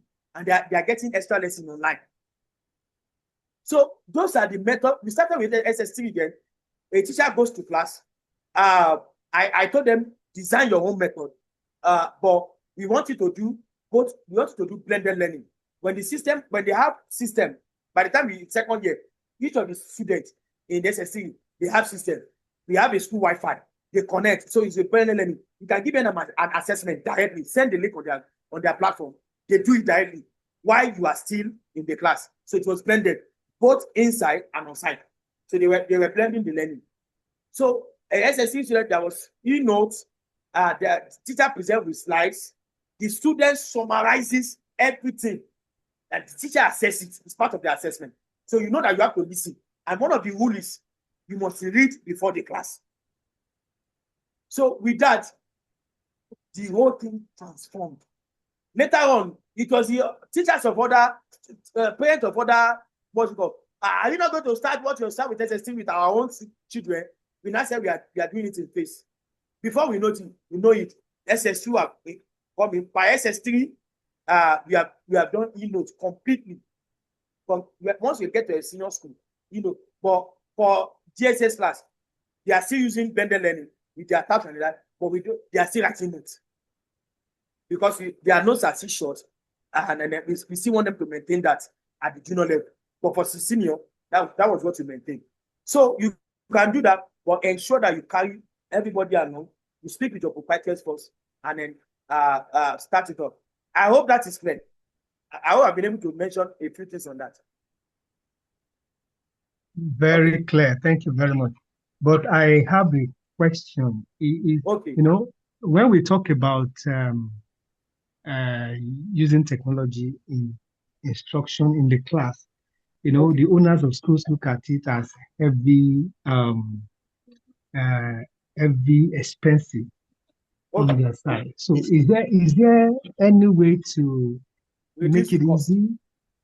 Like in my experience before this school, I have worked with a school that had no anything technology. Yes, no infrastructure. But I started introducing let's buy one projector per term. And so we are fixing projector from the lab, moving from the lab to the classrooms. Within a year, we're able to cover a lot of ground. And we were able to do just like what you said, teachers do slide, they prepare slide and presentation, PowerPoint slide, and they voice it, we put it, then we actually put it in CDs that the children can take home to learn what the school, they have learned in the class. So just a sort of blended learning. Okay. So I'm just asking. If there's no infrastructure. Today, yes, there's no infrastructure. We have only whiteboards, no interactive boards. We have maybe 2 projectors, something like that. And so I'm sure for them to work on that, it may look very heavy. Do you have maybe partnership ideas to assist in the expenses? Okay. What I would say is that if a new innovation is coming in, you are not going to have all the resources needed. And that is why if you observe the list I gave you, one of your innovation matrix that I gave you, part of areas where as a school owner, you must be innovating is infrastructure. And that has to do with the vision and the goals that you have set. The infrastructure, for instance, it will shock you that some school owner will be building something that is not relevant to the moment. Your goals must determine the resources. Your goal must determine the infrastructure to provide for that year. Now, having said that, to start up, the simplest thing to start up with is there was a particular school that I told, You can even start with just a laptop or two, and possibly if they have phone. When I started using technology, I started with phone. All the videos I have made on YouTube till today, if you check my Learn Chemistry with Emerald, if you go on YouTube, you see a lot of comments that students got me a lot of online. I don't even have time to do online classes again. All the videos I've made, all of them were made with phone. All of them with phone.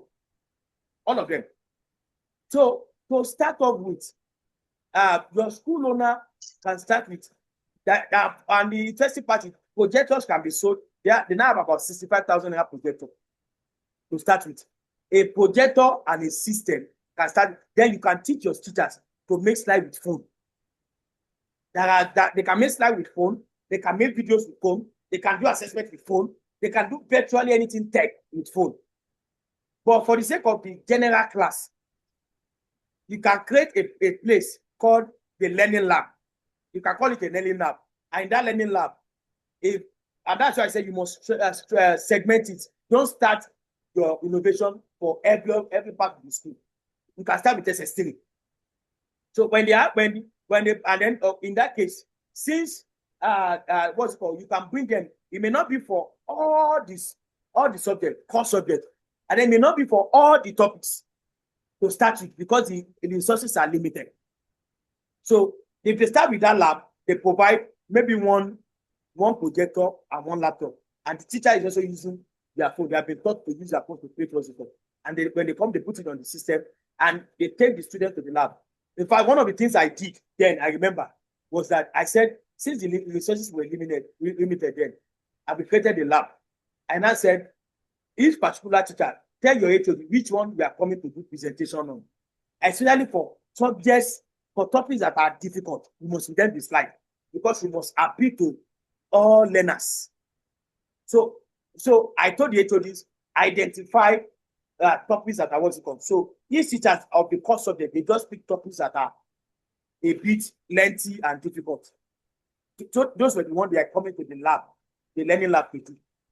And then we set a target that by the end of the first term, we are going to get 3 laptops, so that, and 3 projectors, so that arts, commercial, and science in SS3 can have their own to themselves.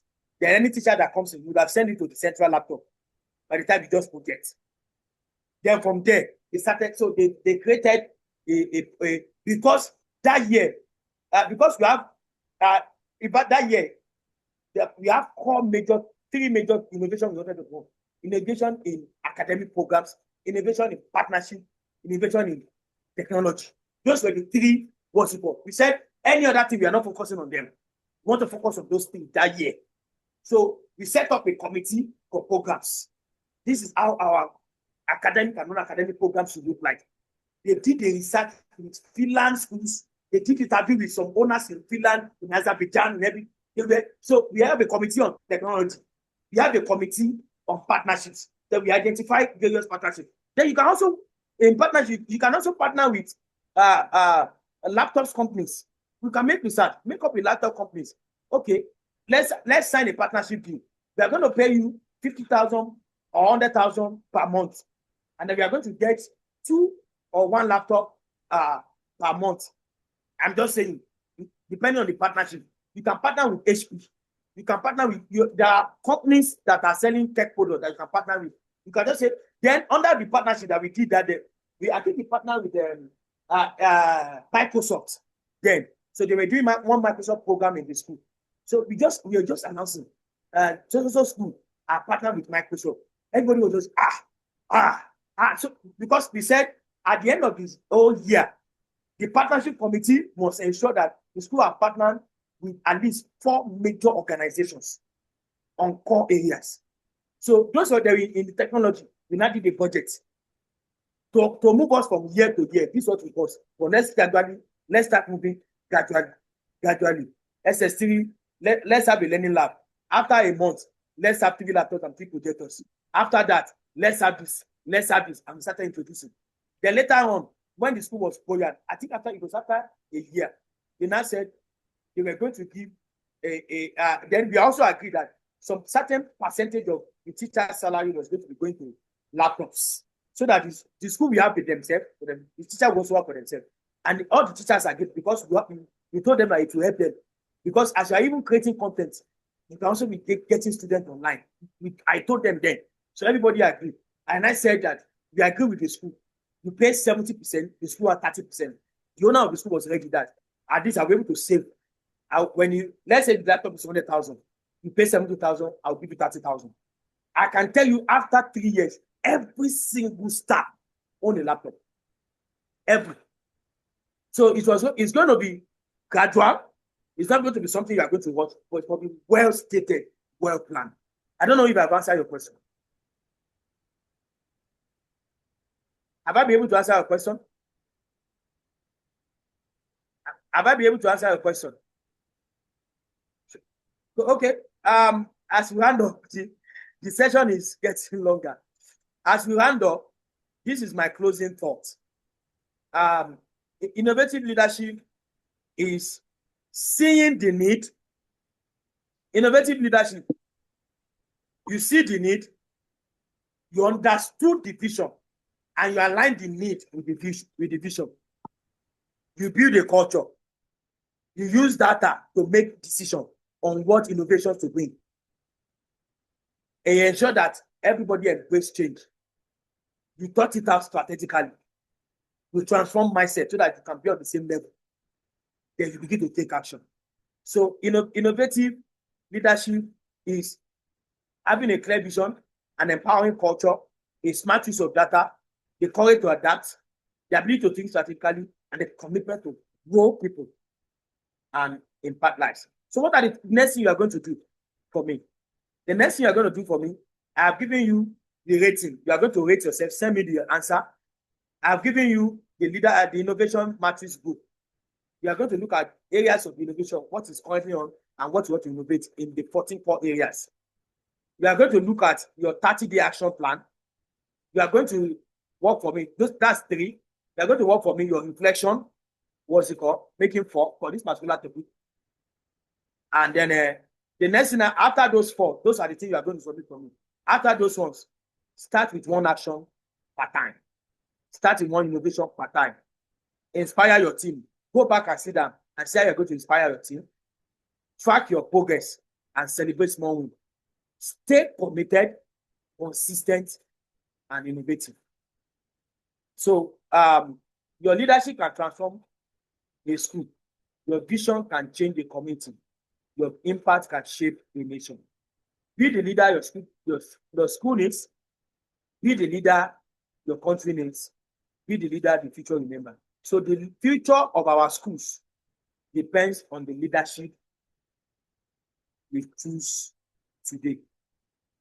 And this is the end of our class for today. So thank you so much, everybody, for being part of this wonderful lecture. Thank you so much, everybody, for being part of this wonderful lecture. I don't know if there are other questions that you want to ask now. I'll just entertain. We are ending the next. I'll just entertain 1 or 2 other questions before we finish. Are there questions to entertain? Are there questions? If you have questions, Mrs. Peace, you want to ask a question? Yes. Okay, yes. Let me. There is what I want to know much. Okay. Really, since we have been hearing from you about innovation is quite good for me joining the lesson and be hearing you. Okay. Now, in my own perspectives, based on the environment I have found myself, there is this norm over there about examination malpractice. And in our own innovation, we have put up a vision to make sure that examination malpractice is not practiced in our own school. In starting it up, based on our own carnal knowledge, we first of all made textbooks, writing materials very, very necessary or important to each and every one of the students we have. And also we made it known to their parent that the usage of textbook is very, very essential as long as the school is concerned. And glory be to God, they are cooperating gradually.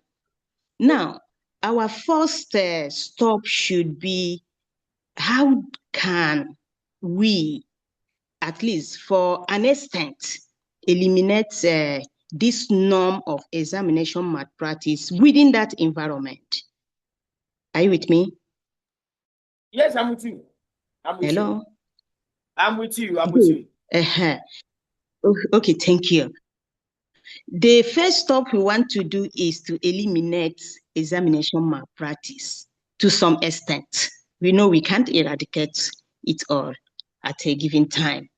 Now, first of all, we introduce the use of textbooks. The new one we introduced at the end of the second term was reading culture. I want to ask a question. Can the reading culture we introduce help to facilitate, to make a stop to the examination malpractice? I want to have more light how we can, how your own innovation can energize us the more to have much knowledge in order to do okay, it. let me answer like this. First and foremost, let me answer. I'm in a program, please. I'm in a program. Don't disturb me. So let me answer by this. The first thing is that I can get the place where I served as a vice principal academic said was an environment where examination malpractice was prominent, like a lot of examination malpractice. In fact, and I told the owner of the school then that if you are going to participate in examination malpractice, I was not going to be involved. And then that will make you to even buckle up. We now said, if you are not going to engage in examination malpractice, that means you must prepare students well. So if you are going to be doing that, there's a lot of things that will change your curriculum, how you deliver your curriculum. So one of the things we introduced then that we ensure that every teacher finishes their syllabus by second term before third term. Good.